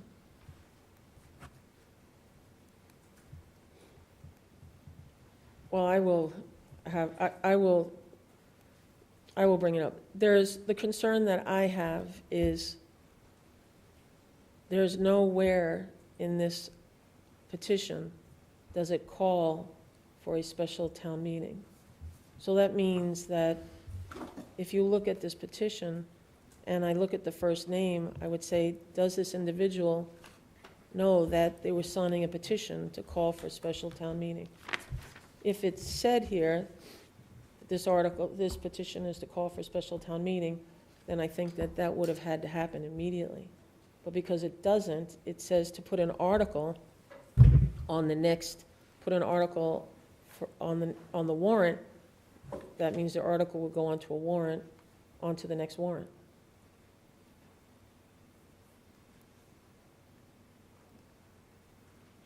That's just my comment. I mean, I guess I would sort of like to understand the annual town meeting is May, and we're already waiting till the end of March. So what benefit, in your opinion, is given by putting this on a special town meeting all by itself versus adding it to annual town meeting? I guess one is just purely the charter. It says if you have 200 signatures, that you would have it, and we really kind of should have had it under those contexts, like back in by now. So I don't want to kind of punish the petitioners and the signers for the timing we're taking this up now and the practicalities of what happens in February and March. And we have no idea what town meeting will say, but I think the sooner that we get that direction and B'nai B'rith gets that direction, the better for everybody. Like I said, if there was some way to do it sooner, I'd be all for it. But I'm just kind of going with what I understand to be the first possible reasonable time. Yeah, I mean, Mass General Law is just, it's clear. Chapter 39, Section 10, select board shall call a special town meeting upon request of 200 registered voters or 20% of the total number of registered voters of the town, whichever number is lesser, such meeting to be held not less than 45 days after the receipt of such request. So I just want to be in compliance with Mass General Law. I think there is, I went back and watched day one, the end of day one of our May 2023 meeting. I made the presentation on behalf of the select board, and it was very clear. It was units, affordable housing, and a rebuild of the post to provide the highest level of care to veterans. And this was supported by the VFW leadership, which certainly shows the intent of the article. It was unanimously supported in conjunction with providing a new ADA accessible VFW post. This was an and, this wasn't an or. And Article 11 allowed the issuance of an RFP, which was unanimously supported by the Select Board, 5-0 by FinCom, the Affordable Housing Trust Fund, and it allows us to select a respondent as well as construct a new canteen on site. I mean, that was the presentation. So I just want to be, I want to make sure that, there's disagreement now amongst us, but I really want to have that clarity from town meeting to resolve any potential issue. And let's bring clarity to our veterans, to our residents, and to B'nai B'rith. I think everybody is owed that. There's 200 residents who signed this petition, and again, to Doug's point, I would have it I would have it tomorrow if we could. But I do believe that March 24th is is a day. I did call the moderator before this meeting. The moderator is available on March 24th. So has this ever been done before, that you guys have had a citizen's petition and a special town meeting? Is there any precedent? Has this ever happened before? Not that I know of. So so it's this form, right? This is the form, the only form that you could possibly use for this, right? That I don't know. Okay. That I don't know. I mean, the only thing I know is there's nowhere on this form calls for a special town meeting. And you heard two people stand here tonight saying that I signed this form. I did not sign a form for a special town meeting. I'm totally aware of that, and I've had more people call me and say the same thing. So I'm not even going there. I'm just trying to find out, was this the intent? The intent, so we're being told the intent of this was to call for a special town meeting, even though it doesn't say here anywhere that that's what it's asking for. And we have had people come here and say, that is not what I signed for. But we're going to forge ahead and suggest that that's what we do, regardless of what we've been advised by legal counsel or whoever else, with no precedent, this never having happened here before, right? We're kind of making our own, all of us are making our own opinions, judgments, whatever. So it just, the whole thing is muddy to me. It could pretty much go any which way. I think to David's point, he's going back to the 2023 town meeting. So we've heard from the planning board, we've heard from various people who all have a different interpretation of what was said, what was voted, what was decided. So that's kind of I can't go back to that because everybody has a different idea about this thing, a different opinion, a different idea of how it should go. I'm looking at this petition itself, and it doesn't request a special town meeting. It requests putting it on a warrant, right? So it's just, I don't know. I don't have a problem, really. The biggest thing that gives me pause is the fact that people came down here today and said that they signed this and they weren't told what their signature meant. I have had people tell me that they have signed this because they were told, sign this to save the post, when in no way, shape, or form was this body ever intending to not have a post. Sure, maybe in a different location, but at no point were we ever determining or making a decision to get rid of the post. So I'm concerned. I'm concerned about, listen, if you want to have a citizen's petition and you want to tell people in plain language what they're signing for and what this is going to do, and you get 200 signatures, then you do. Then let's give them what they need. But I don't know. I don't feel good about it, having heard Mr. Green, Mrs. DePietro, people that have called me saying the same stuff. Are we supposed to just ignore that? Right? I'm sure there can be 200 people that will sign with the correct parameters, right, or the correct language as intended to be, but this is not it, right? So what do we do with that? So, David, would you mind reading because you have the Mass General law in front of you? I think you read it when you started what you were saying. Yeah, no, I just have an outline. It just says, Mass General Law, Chapter 39, Section 10, selectmen shall call a special town meeting upon request in writing of 200 registered voters or of 20% of the total number of registered voters of the town, whichever number is lesser, such meeting to be held not later than 45 days after the receipt of such request. Okay. So I guess, to go a little bit into just my background, when you read a general law, right, for what it's meant to be, it is a shall, we shall have to do this. But the conditions to the shall are if it's made in writing, right? So I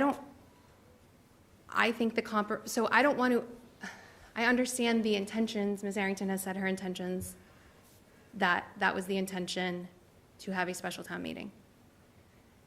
But I think what's unfortunate is that without it in writing, are we doing a favor of adding language to something that isn't there?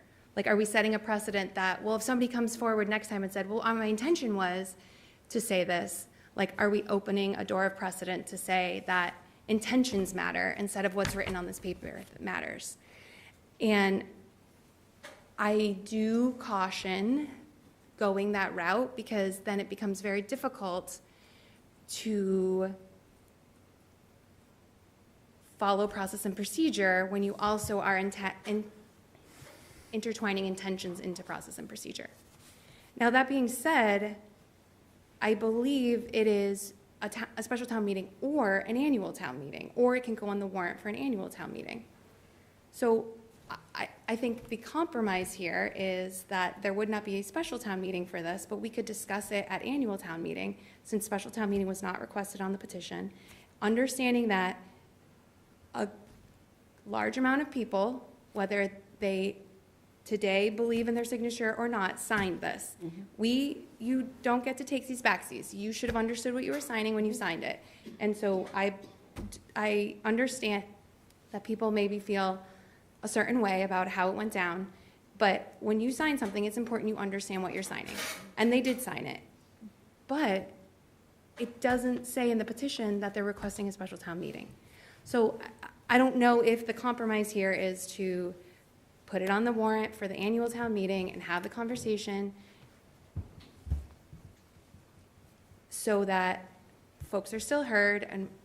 And I don't know, and I can sit and think about it a little longer, like what exactly those 6 or whatever, 5.5 weeks are gonna, how much of a difference it's gonna make in the long run to delay it.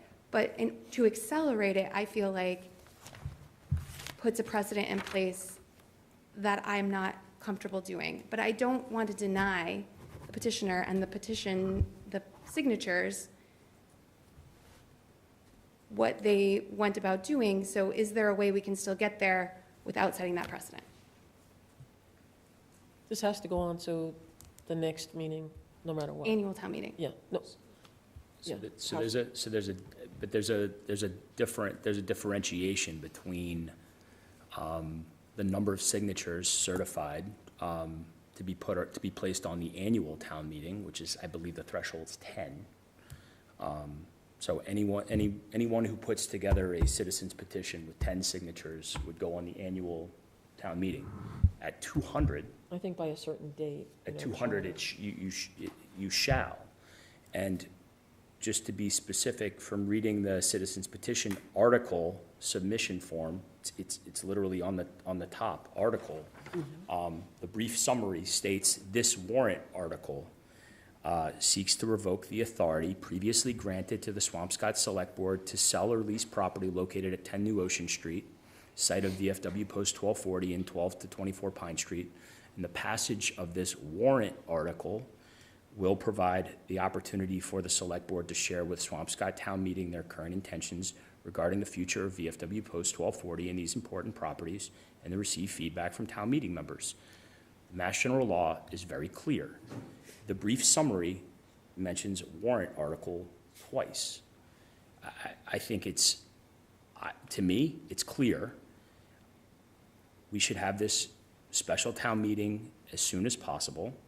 We are still in the due diligence period with the developer, B'nai B'rith. We need to give them clarity. And in addition to this, I mean, we've also received a letter from VFW Council, which threatens litigation against the town. So we need to solve all of these issues. We need to bring clarity to this. We need to do this as soon as possible. I don't want to wait until our May annual town meeting. We're gonna spend an entire night talking about this one article potentially. Why not do this as soon as possible? And if that date is May, was it March 24th? Great. And if it's earlier than that, even better. But right now, the developer's in their due diligence phase. They're still working through things. Let's figure that out. Let's give them clarity. Let's give the veterans clarity, and let's determine. I think we have figured everything out as far as, we had a vote 3-2 on where we were going. And so we figured it out on December 18th. And I hear what you're saying as far as what this says. That is your opinion, and I have a different of opinion. This does not call, this is, when someone signed this, they did not sign for a special town meeting. If this had said to call for a special town meeting, then I think we are, under Mass General Law, required to call a special town meeting. It seems to me that like we're kind of being two things. One, we have to remember when this was submitted, right? This was submitted before we voted, right?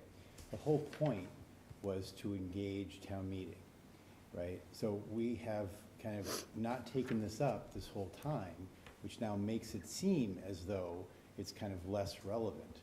But when it was filed, it was much more relevant, and it's still not irrelevant.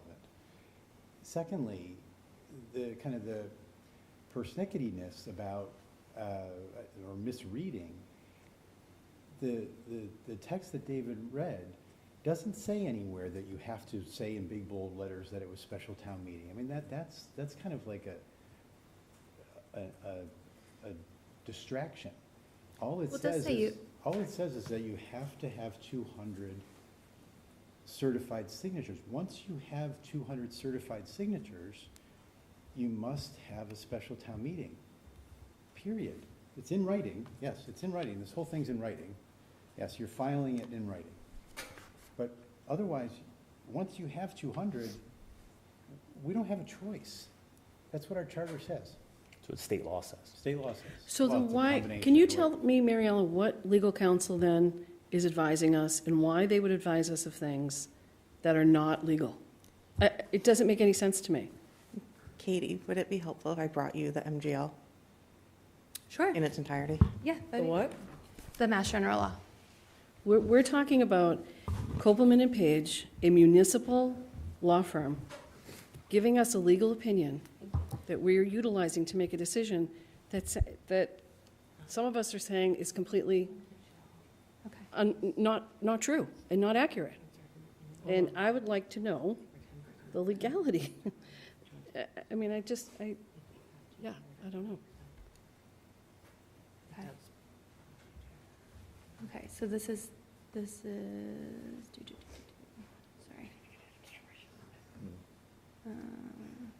Section 10. I'm not taking any questions.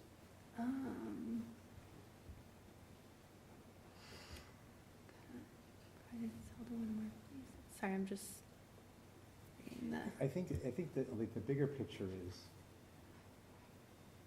really what's the harm? Well, That's the same argument I'm making. What's No. the harm in, Yeah, right, what's the harm in waiting 6 weeks? What's the Right. harm in doing it? I mean, Well, the harm, I mean, but you're not, I mean, that's just that's convenient for you, but I mean, it's someone. it's convenient someone for you did- too to make the no, opposite argument. No, it's not. I'm following kind of what mass law is, and there's 200 signatures here. So like, why not? Because the interpretation of everybody else is that that's not what mass law says, I think. And I'm going by the actual legal people we asked. hold on. And if that's wrong, and they might be, I'd like to know that, because that's what I'm going by, because that certainly is not my wheelhouse. I never would proclaim it is, but. Okay, but again, like, then you're, why, okay, let's even assume for the moment That's the annual that town meeting. that's a technical possibility, annual town okay, meeting. just for the moment. Even if that was a technical possibility, why would you choose And then to not get this resolved as soon as possible? That's my question. It's kind of like, there's an open question in this community. Like, let's get it resolved for everybody's sake as soon as possible. You know, Upon why is request in that writing, so that's the problem. problematic to do that? It's not to me. I voted the way I voted. It's, Yeah, I right. don't have any problem with that. So here's legal, Danielle, here's legal counsel. The select board is not required to schedule a special town meeting as the petition did not specifically petition the board to do so.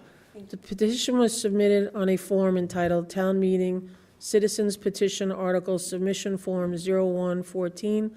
The form instructs the petitioner to submit the document to the Board of Selectmen, Town Administrator's Office, or the Town Clerk, and indicates that for annual town meeting, 10 certified signatures are required and 100 certified signatures are required for a special town meeting. However, the petition does not specifically request that the Select Board convene a special town meeting, although in a separate email dated December 3rd, 2024, the lead petitioner, Ms. Arrington, indicated that the board is required to schedule a special town meeting within 45 days.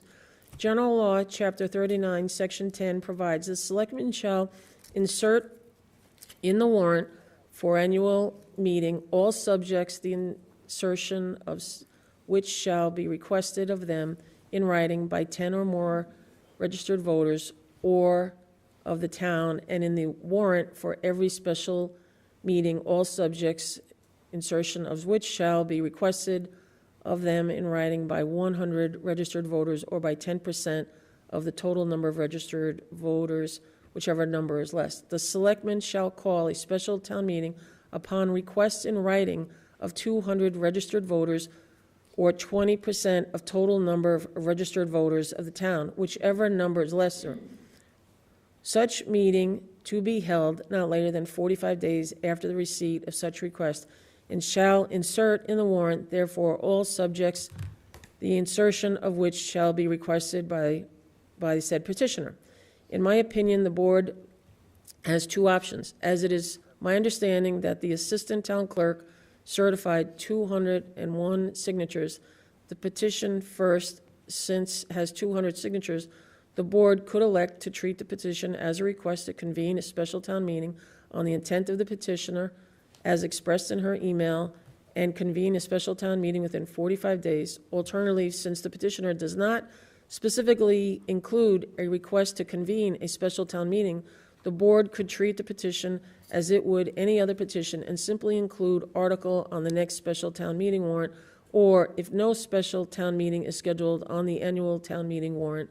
In my further opinion, the town will need to inform the petitioner once the board decides how it would make to proceed.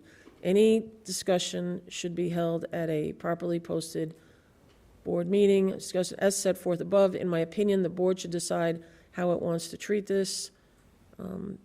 Petition 1 as a request to convene a special town meeting, decide on a date for a special town meeting with 45 days of the request or as soon as possible. Therefore, or 2, whether it wishes to treat the request as it would any other citizen petition and simply include the article on the next special town meeting warrant, or if no special town meeting is scheduled, on the annual town meeting warrant in May.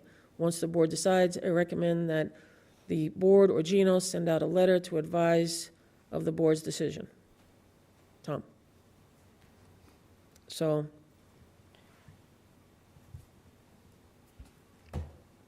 brings us back to what is, when somebody signed this, what was their understanding?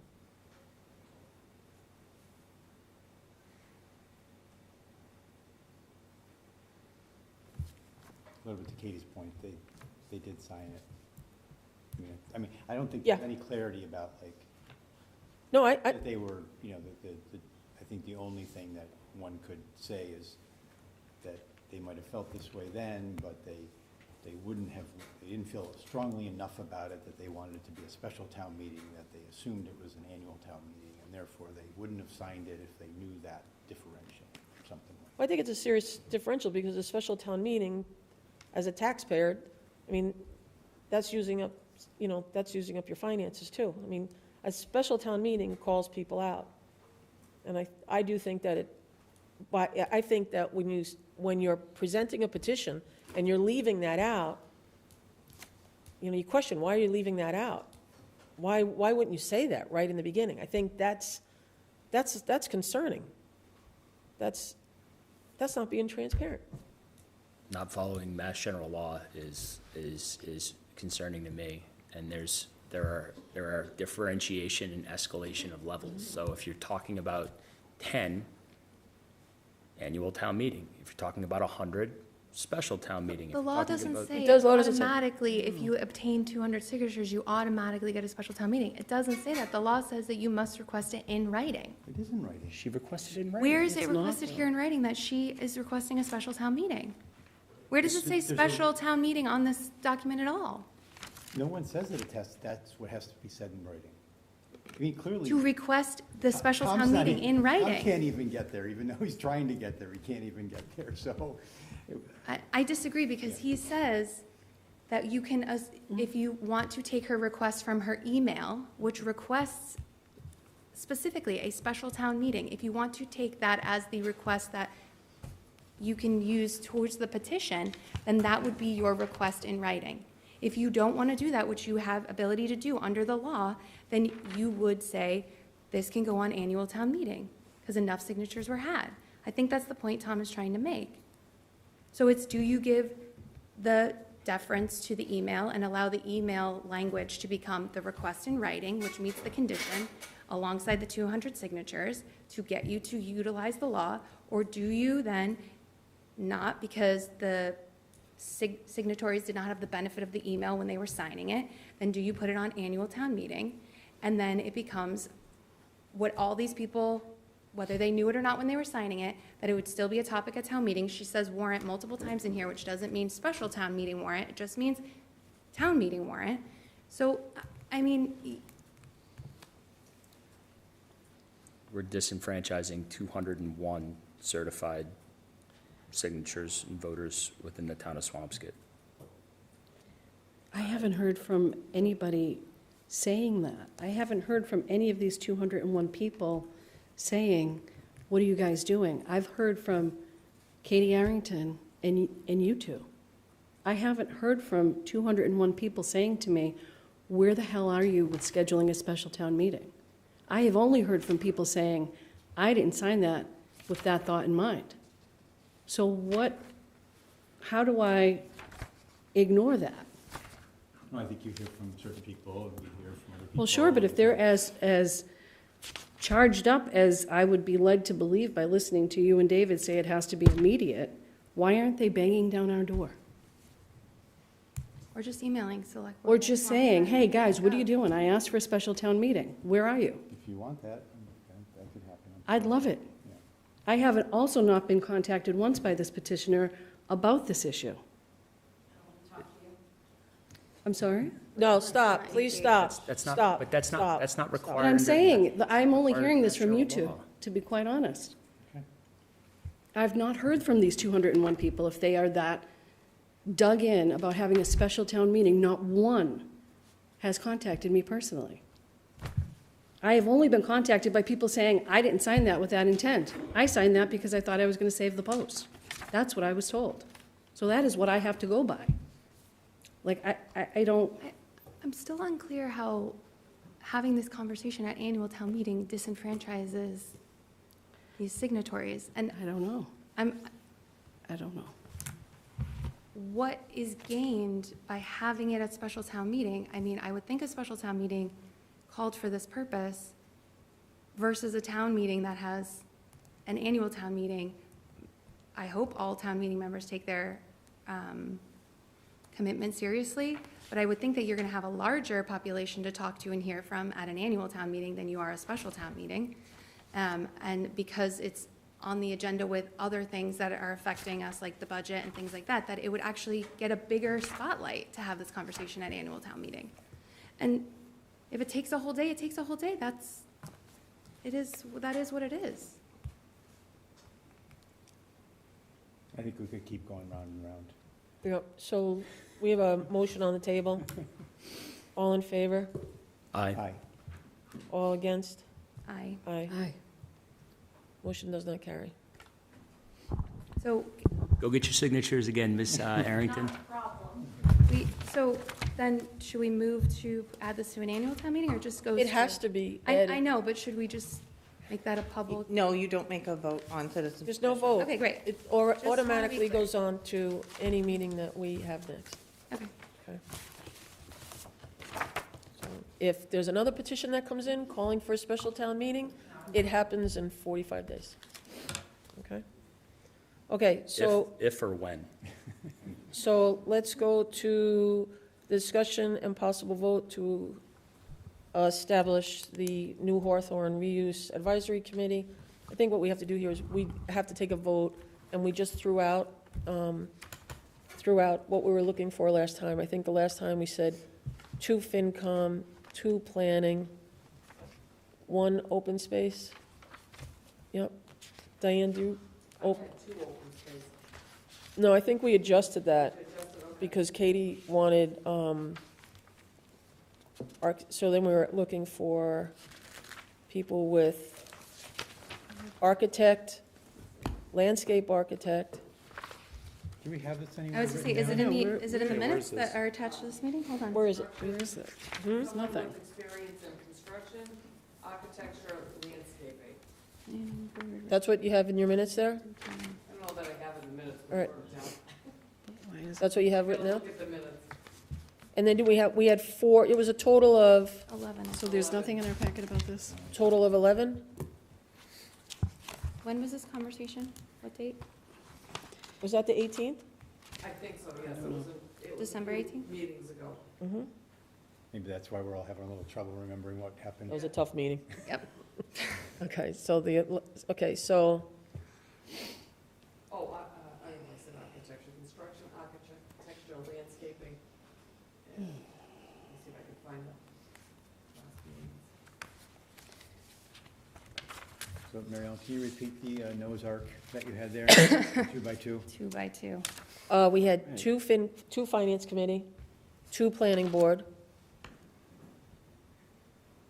I originally had said open space and recreation, and then Katie had wanted to bump that to 1, or maybe it was you, just to add open more for open citizens. Right. Okay, so that was 1 open space, and then the rest was open citizens with a focus on architect,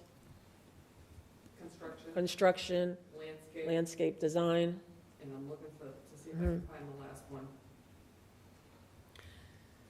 I just want to be clear, when we had the conversation, we had thrown out some ideas of like folks who we would love to apply, folks that we want to see, but like that shouldn't preclude anybody who doesn't have that background Correct. Right. from applying, because just, Correct. I mean, all perspectives need to be considered here, and just a normal citizen who's got a stake in it Right. is important too. I mean, I know we're looking for skill set to help us move the ideas forward. Was there 9 people? No, it was I thought we were 11. I thought it was Yeah. 9. I have 7 here, so.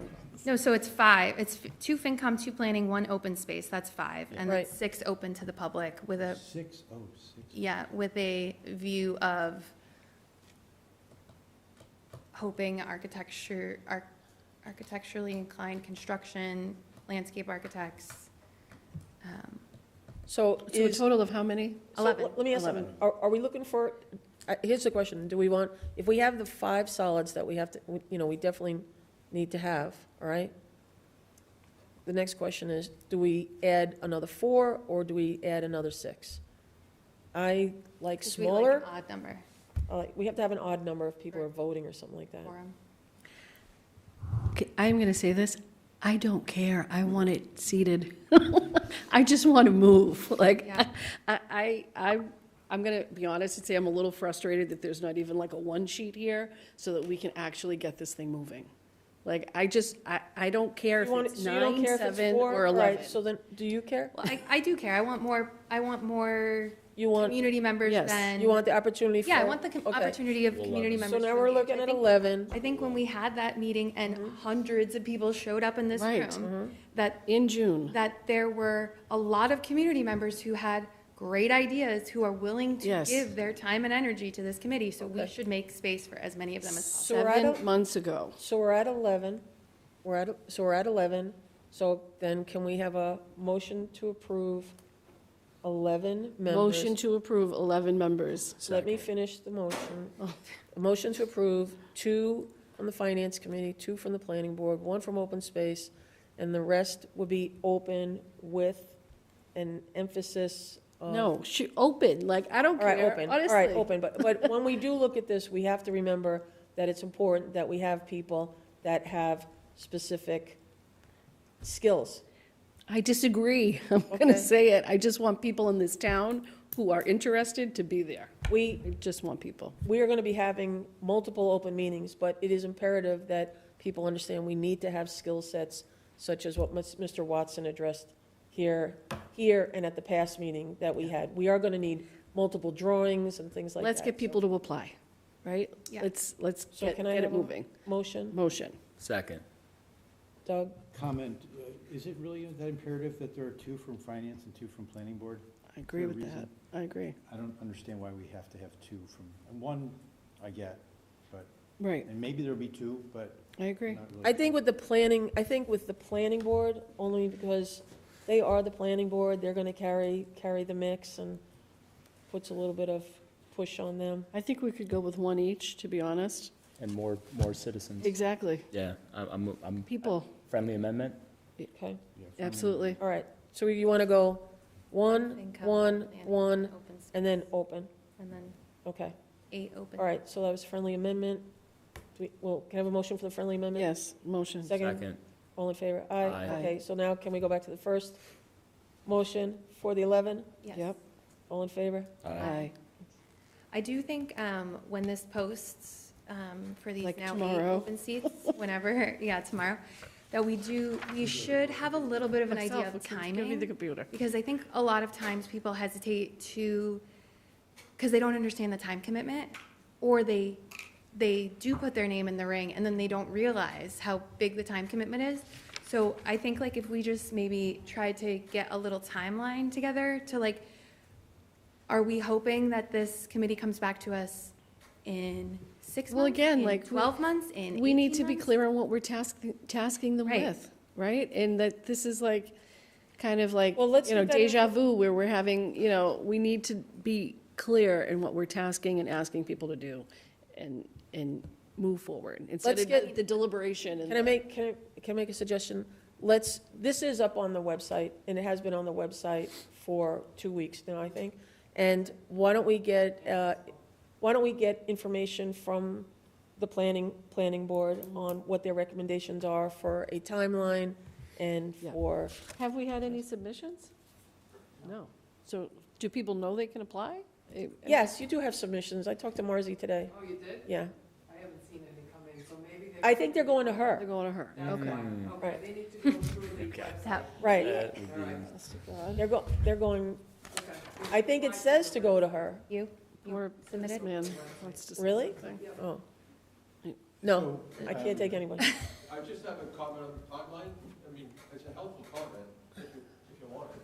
Can you submit it to us in writing and we can consider it? Just email it to me. Email It's it. just, I didn't have open comment through the night. I have to be consistent. That's all. You said the word deja vu. This does feel a little bit like deja vu. I think, Right. did we not ask for some type of timeline Yeah. before? Yeah. So I don't know where that landed. I don't know if it was maybe, we asked it maybe through you of Marzi. I can't remember how. I think we asked that landed. Marzi, was she here? I think she was here She was herself. here. Yeah. So We asked So her. maybe we can just get Marzi, are you here?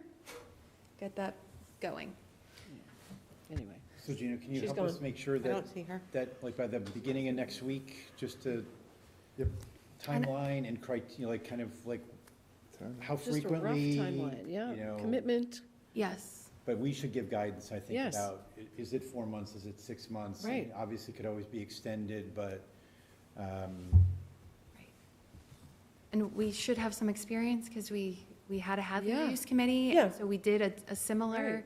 like, it's not going to be the same. I'm not saying it is, but there's a parallel to be had here. And so what did that timing look like? And so we have something to draw from to get some of that potentially prospective data.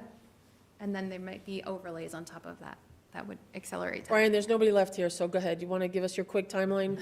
One of the nicest things about having a volunteer committee is that it's not a contract that the town has Right. hired people with. You know, when we hire a contractor or a consultant, every meeting is okay, so you get so many meetings, you get 4 meetings, and you have to settle on this plan by 4 meetings.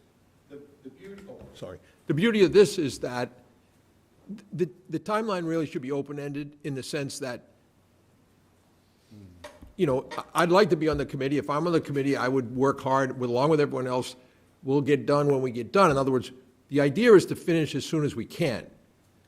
But we don't want to establish, we don't want to say, you have 4 months, you have 6 months, you have 8. I don't know how long it would take. It's going to take at least 6 months. You want to have the freedom to just have it take as long as it takes. But I promise you, after 2 or 3 meetings, the town would feel good about where that progress would be occurring, because they'd see a variety of plans. They'd come into a meeting, and you can have as many public meetings as you want, because you're not paying anybody. Right. And you have 7 drawings, you know, and you start to talk about all the drawings, and you bring people along, and you might even do the same exact meeting a week later, because not everyone's going to get to every meeting, and you don't want people to feel like, oh my God, I missed a meeting, so now they moved on. The process will be, in a sense, slow, but not slow like we're going to drag it out, but slow like deliberate. So, I mean, maybe Okay. it's. Okay, I got it, and Yeah, I I'm sorry, I have to object to Yeah. several things said here. I disagree. I definitely think we need a timeline. Me too. Okay. Right. I think we're okay with having. 6 months, I'm going to just put forward as Marzi can, further guide us if she thinks for some reason Right. that's way too much or way too little or whatever, but like, we need a timeline. Right. I think we also need from Marzi, like, with all due respect, I think it'd be very hard for any person out there to, individual citizen, to be the facilitator of this process. If Marzi can feel like she can do that, that's one thing. I get the consultant thing, maybe it's a big bad word in this context. You could have just purely a facilitator, not necessarily a landscape architect or a planner or this or that, but I think to facilitate a public process, it takes real work and real thinking and real structure. Otherwise, again, Brian, I love you, but like having a meeting here and then having another one the next week because some people couldn't make it, I mean, that's just like. Well, look, I'm speaking as quickly as I can because I feel like I've got like 2 minutes and you're going to cut me off. I mean, it's a lot more thoughtful and deliberate, and I participated in these processes. It wouldn't be chaos, and it's okay. It would be an orderly process. Right, you're and- speaking and- of it and the coming committee- organically as opposed to. You're going to have 11 people. We understand.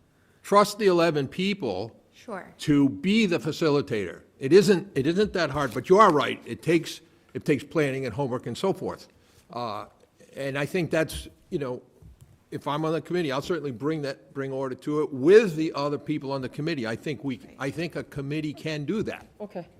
And you'll know very quickly if we can. If you come to the first 2 meetings and it's chaos and you don't like it, then speak up. But I don't think you'll be disappointed. Okay. Brian? Yep.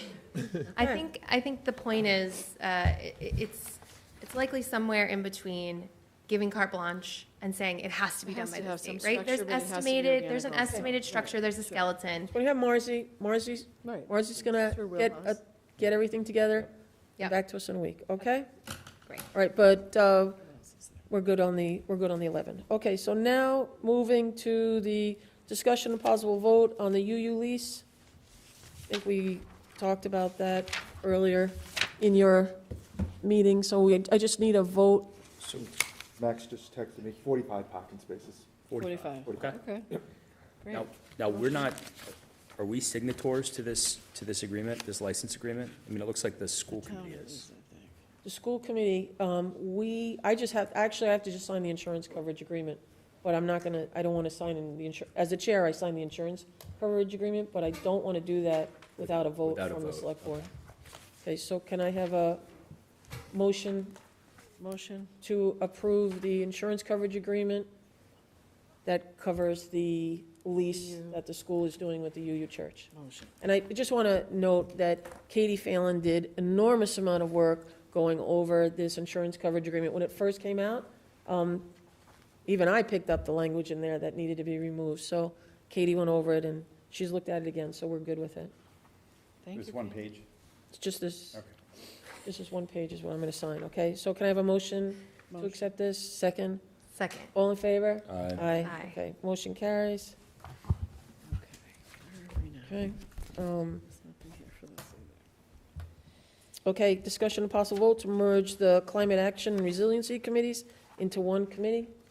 Doug, so can you just give us a breakdown on what that's going to look like? Yep. Total number? So the two committees have mutually agreed that their overlapping jurisdictions continue and therefore be much more efficient to have one committee that's kind of executing on our overall climate action plan in various respects, and share with the board very much right before this meeting, the recommendations of the committee be 9 people total.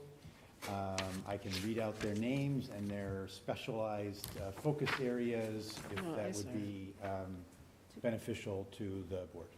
We don't have this anywhere, right? Not He said paper. it. I Okay, just sent sorry. an email before. Should I read it out quick or? Go ahead. Sure, that'd be great. Thank you, sorry. So Martha Schmidt right now is the chair of both committees. She would continue to be the chair. Oh, easy. Lily Worthley focuses on coastal resilience, decarbonization, outreach, and mass energize. Suzanne Hale, natural resources, resilience, and vulnerability. For those of you who are not familiar with the details of the Climate Action Plan, these are kind of different pieces of the plan. Hazel Hitchcock, resilience and vulnerability, also a student. Yep. Geraldine Falco, coastal resilience and vulnerability, natural resources. Diana Eddowes, buildings and energy, natural resources, resilience and vulnerability. George Allen, solar power, EV charging infrastructure, transportation, electrification, heat pumps, community power outreach. David Zelenowski, building electrification, heat pumps. Rich Frankel, solar, decarbonization, electrification, natural resources, tree committee.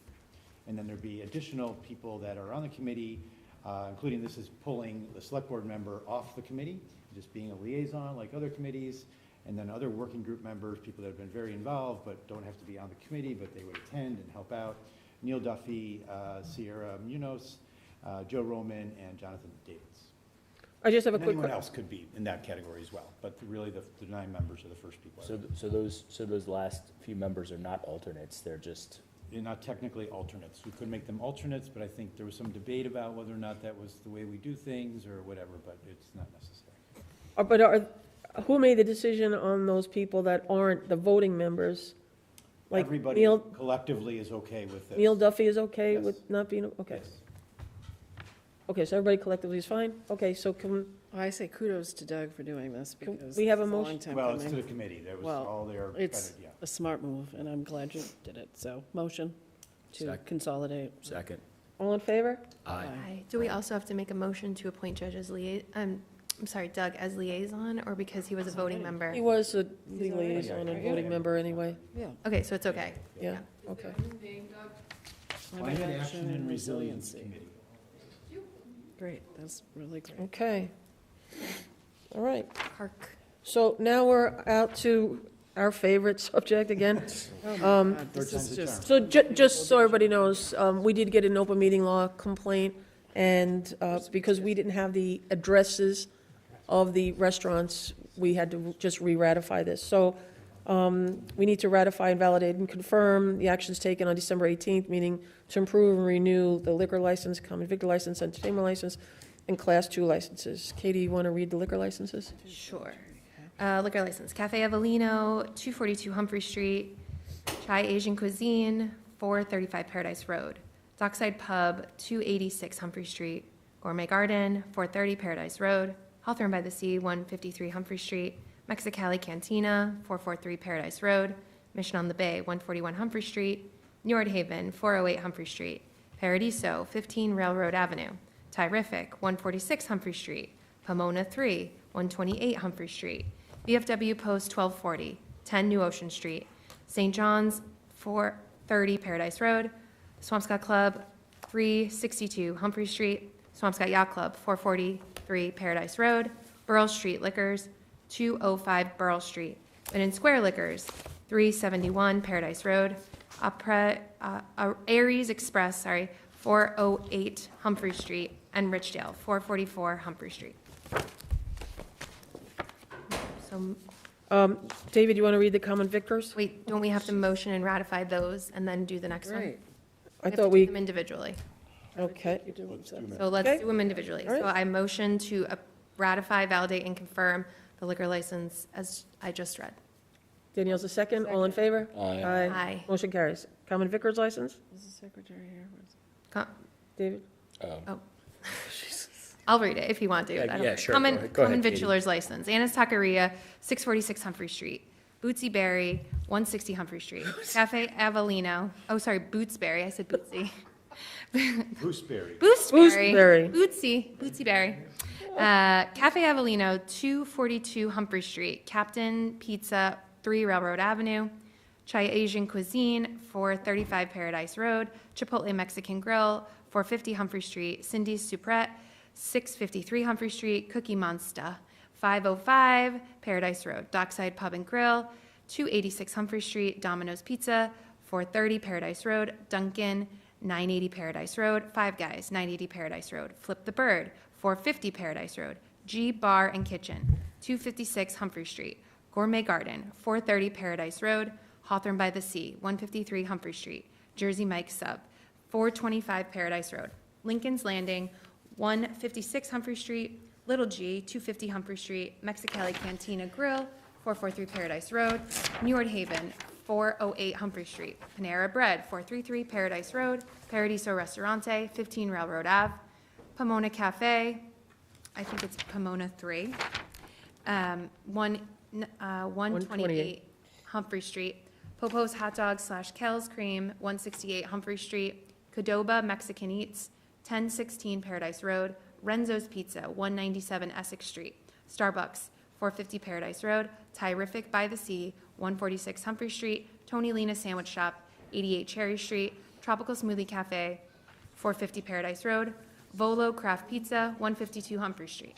We have a motion I'll to, make the motion. second, Danielle, all in favor? Aye. Okay, entertainment? Entertainment license. Cafe Avellino, 242 Humphrey Street. Chai Asian Cuisine, 435 Paradise Road. Dockside Pub and Grill, 286 Humphrey Street. G Restaurant, 256 Humphrey Street. Little G, 256 Humphrey Street. Gourmet Garden, 430 Paradise Road. Mexicali Cantina and Grill, 443 Paradise Road. Mission on the Bay, 141 Humphrey Street. Neward Haven, 408 Humphrey Street. Paradiso Restaurante, 15 Railroad Avenue.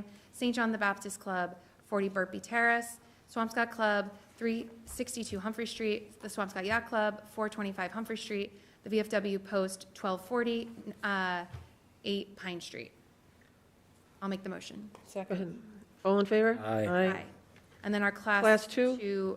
Four Seasons Motor Group LLC, which is 460 Humphrey Street, and Paradise Auto Sales, Inc. at 219 Paradise Road. I'll make the motion to ratify. Second, all in favor? Aye. Aye. Okay. So votes of the board, approval and consent agenda? Can I have a motion to approve the consent agenda? So moved. All in favor? Aye. Aye. Select board time? Danielle? I have one thing that I want to mention, just with the consent agenda in the minutes. To Frank Smith's point, when do we release minutes? And why don't we? I think that needs to be clarified, because we approve minutes, but to his point, we haven't released minutes in I don't know how long. What is our procedure for releasing minutes? So you're asking, what is our procedure for releasing minutes in executive session? Any minutes, if that's what. Well, we release our minutes, for example, you just approved minutes, they get released tonight, tomorrow Okay, so morning. we have approved executive session minutes that have not been released. What, I think we had a valid question.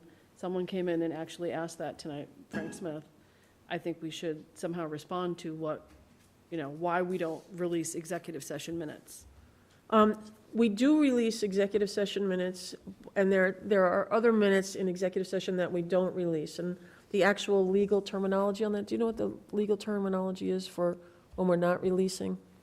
Well, there's certain criteria that we use to determine whether or not minutes can be released. We're bound by open meeting law for the criteria that we can use to not release minutes. We can't just decide we're not releasing it. It has to fit into certain criteria. I don't have it in front of me. It would be better if we just brought it to the next meeting. Yeah, why don't we bring it to the Presented criteria. My point is, we have very specific parameters and reasons why we do not release executive session minutes. Yes. And there has been an increasing amount of scrutiny on this board, in certain members of this board, that we are engaging in less than transparent behavior right? Or that we're, in collusion and in, keeping things quiet. And I really think, at some point, we really should just put it out there and be honest about it and, explain the process to people that don't understand, right? So people can't come down here and make accusations and claims that are not factual, right?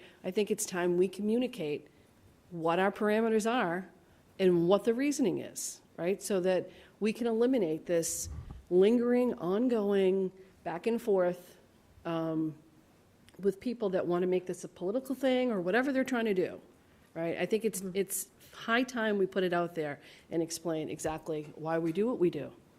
Right? Good idea. And clear the air, because I think it's time to move on. There are bigger things that we're working on, that we're tasked with, and we're wasting a lot of time on this type of stuff. And it just frustrates me personally because, there's no reason for it. I really just want to see us move on and be clear. That's it. That's it. The only other thing I have is kudos to you and Gino and the DPW with the ice rink. I know to a lot of people, it seems like a really small, insignificant thing, but a lot of people in this town enjoy that ice rink. They've been asking for it for a long time, and a long time went by that no one could make it happen. So I applaud you for making it happen. Again, it's a small thing, but it goes a long way. And it clearly goes a long way because it's all I've been contacted about for the past 2 weeks. So thank you for doing that, and kudos to you, Gino. That's it. Doug? No, nothing for now. Thanks. I'm good. Katie? Well, as everybody has said, I think very excited about Big Blue Bargains going into the Clark Portable. Very excited to see that space utilized, number one. Also extremely excited to see them giving back to this community. They've been a great asset. And if you have donations, they are constantly posting. Follow them on Facebook. They post their donation hours on Facebook, so you could drop in.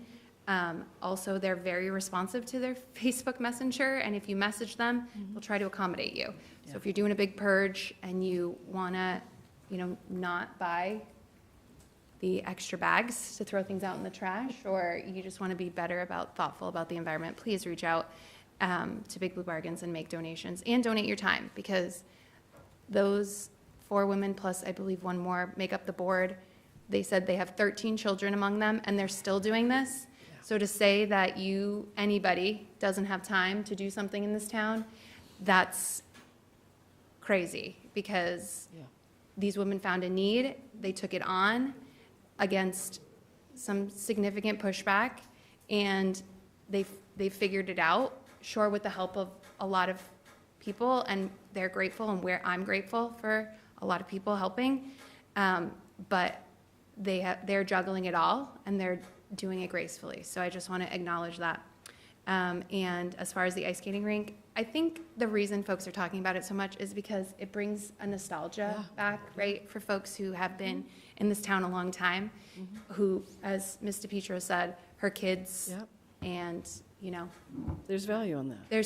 There is value. And so as we move forward onto different things, bigger things, we also respect the history of where we came from, and that some of that needs to be reminded every now and then. Okay, and so for my tri-chair, I was just wondering, Amy, or Gino, can you look up on ERAC, if ERAC wants to make a change on their committee, do we have to do that?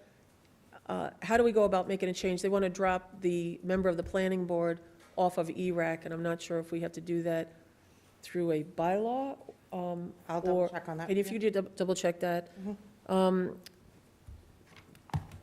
We've had 3 meetings with Tri-Chair. 1 week, we had 2 meetings. 1 week, had 1 meeting. Diane took minutes. She's going to forward out all the minutes. It is a challenge. We are, we do have a gap between what the town is allocating as far as funding for the schools and what the schools need. So tomorrow night, we'll be listening to the schools, and, we're still in the process, and we'll find a way to get there. You still had something? I just remembered, I'm sorry, I wrote something down. For when Amy did her presentation about the annual town meeting warrant, I believe the tree committee and Andrews Chapel both have items that. Okay, I'll reach out to them. Thank you. Thank you. Mariana, can I ask just a question on, can I Yeah. ask a question? I can wait till you're done. No, go ahead. You're saying there's a gap. To me, it's like, there's a gap, like, oh, we've proposed something? I didn't even know that we're proposing something, and. We didn't propose anything. Well, if there's a gap between what we're saying the budget would be and what the school committee's saying, then. The finance director makes a the finance director gives a recommendation on the dollar amount, and the school committee is putting together their budget. So Okay. this is the process. Yeah, I'm just saying, we're gonna have a meeting with them tomorrow night, and I'm feeling, after all this time, I'm feeling clueless about like where we're at and what that conversation's gonna be. Is there something I missed that we have in that regard, or? For the purpose of tomorrow, it's so that you can watch the superintendent's budget presentation, ask questions in the moment if you have them, and it's mostly to save the superintendent and Cheryl from having to give the same presentation in triplicate to each of the different committees. To Doug's point, how will we know what the gap is, right, or? We really don't. I think what everyone is I don't think we- referring to is they came with a budget right now, preliminary, maybe as it is, 5%, 5.7% over last year. So that's the number they're requesting, right? So, That's the increase. right, so, and Mary Ellen's speaking to the gap, right, from what When- Amy's proposing. So I think Doug's just saying, how do we see those numbers to know what we're looking at or what we're even listening for Is tomorrow? that part of what was given to us tonight? Is that what you were saying, we're in the minutes? Is that what the minutes are about? Is that what? We're that's gonna, show? well, no, You'll what see the them minutes are in- gonna show you, is anything that happened in those conversations. I didn't wanna, I wanted to make sure that the board had, a good idea of what was being said in those 2.5 meetings. I think that's what Doug is probably asking to see. I would like the same. Just so we know what we can, what we're looking at. So, and then so tomorrow you'll have the finance committee, members of the finance committee, the select board, and the school committee, and this is pretty much in the norm. Is it that we have joint meetings like this? Yes. We've never had it. We've never I've had a never select sat board, on a joint school meeting committee between the joint school meeting. committee and the This, finance this committee. is the first year that we. Oh, you know what, is the Got it. finance, I'm Finance sorry. committee did. The finance committee, we always had joint meetings with the school committee to go over the numbers. I spent a lot of time on the finance committee, so it's like, yeah, we have it every year. But, So but this is the This is the process. first of its kind, from what I understand. Yes, so the reason why, because we didn't have the larger, when we went to the Financial school summit. committee and said, we'd like to have a larger discussion, the Right. school committee said, we would prefer not to have a larger discussion, but we would prefer that we have have the larger discussion when we present our budget at that time. Okay, so then I have a follow-up question. What is the forum for that? So we're supposed to, we're going to just be sitting here asking questions? Are we Yes. in any type of format, or just, am I just interrupting line by line? Like, is there, you know what I'm saying? Or Yes? Yes, so you, Format-wise. has that been worked out ahead of time, or? Format-wise, you will all be in An open a meeting. Okay, So, yes, same as you can okay. ask questions now. I'm sure Cheryl, I'm as just she's trying doing the to presentation. figure out how we get the most out of this thing, because the whole You're planning. purpose of this is to get, for the schools in town to collaborate and be on the same page, and to avoid what happened at last town meeting, right? Yes. So I'm trying to see, understand the process so we can go about it with the right mindset. so tomorrow when Cheryl is presenting the budget, I'm sure Cheryl is going to say how she wants to take questions. Okay, great. And we'll be able to ask questions and get a better understanding, and go from there. So as I cannot attend due to a scheduling conflict, should I just watch it and address my questions to Cheryl, CCU, and the chair of the finance committee? Yeah, you could do that, too. Okay. Mhm. Okay. Mhm. Okay, any other? All right, so, I'm sorry, I was in the middle of my thing. Sorry. Okay, so that's the tri-chair. The Board of Assessors, they are beginning, they'll be closing up the abatement application process, then they'll be going into looking at their abatements. Our assessor did meet with the DOR this week to get a better understanding of what the staffing levels are going to be. We definitely have to increase our staffing levels, and we're just on top of that.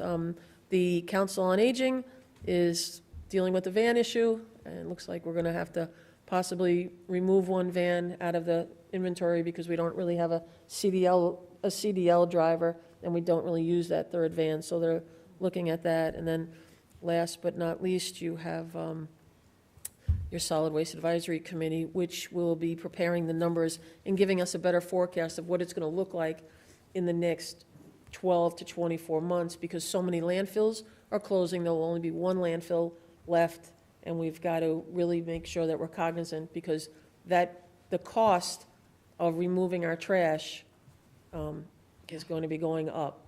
So our trash right now is shipped. Some of it is taken care of here in the state, but quite a bit of it is actually shipped out. So, you know, it's a really amazing committee. They work really hard. They do a lot of work, and they will be coming in and doing a quicker presentation. So, and that's it for my minutes. So can I have a motion to adjourn? Can I just say one more thing? Holy cow. Could someone please, and I'm happy to just communicate to the moderator that we are tabling, that we did not vote on the liaison, and that the plan is that we will be having this conversation, so that the moderator isn't blindsided by. Yes, I will send an email Thank you. from the car. Perfect. Thank you. So can I have a motion to adjourn? To adjourn. Second? Second. All in favor? Aye. Good night. Good night.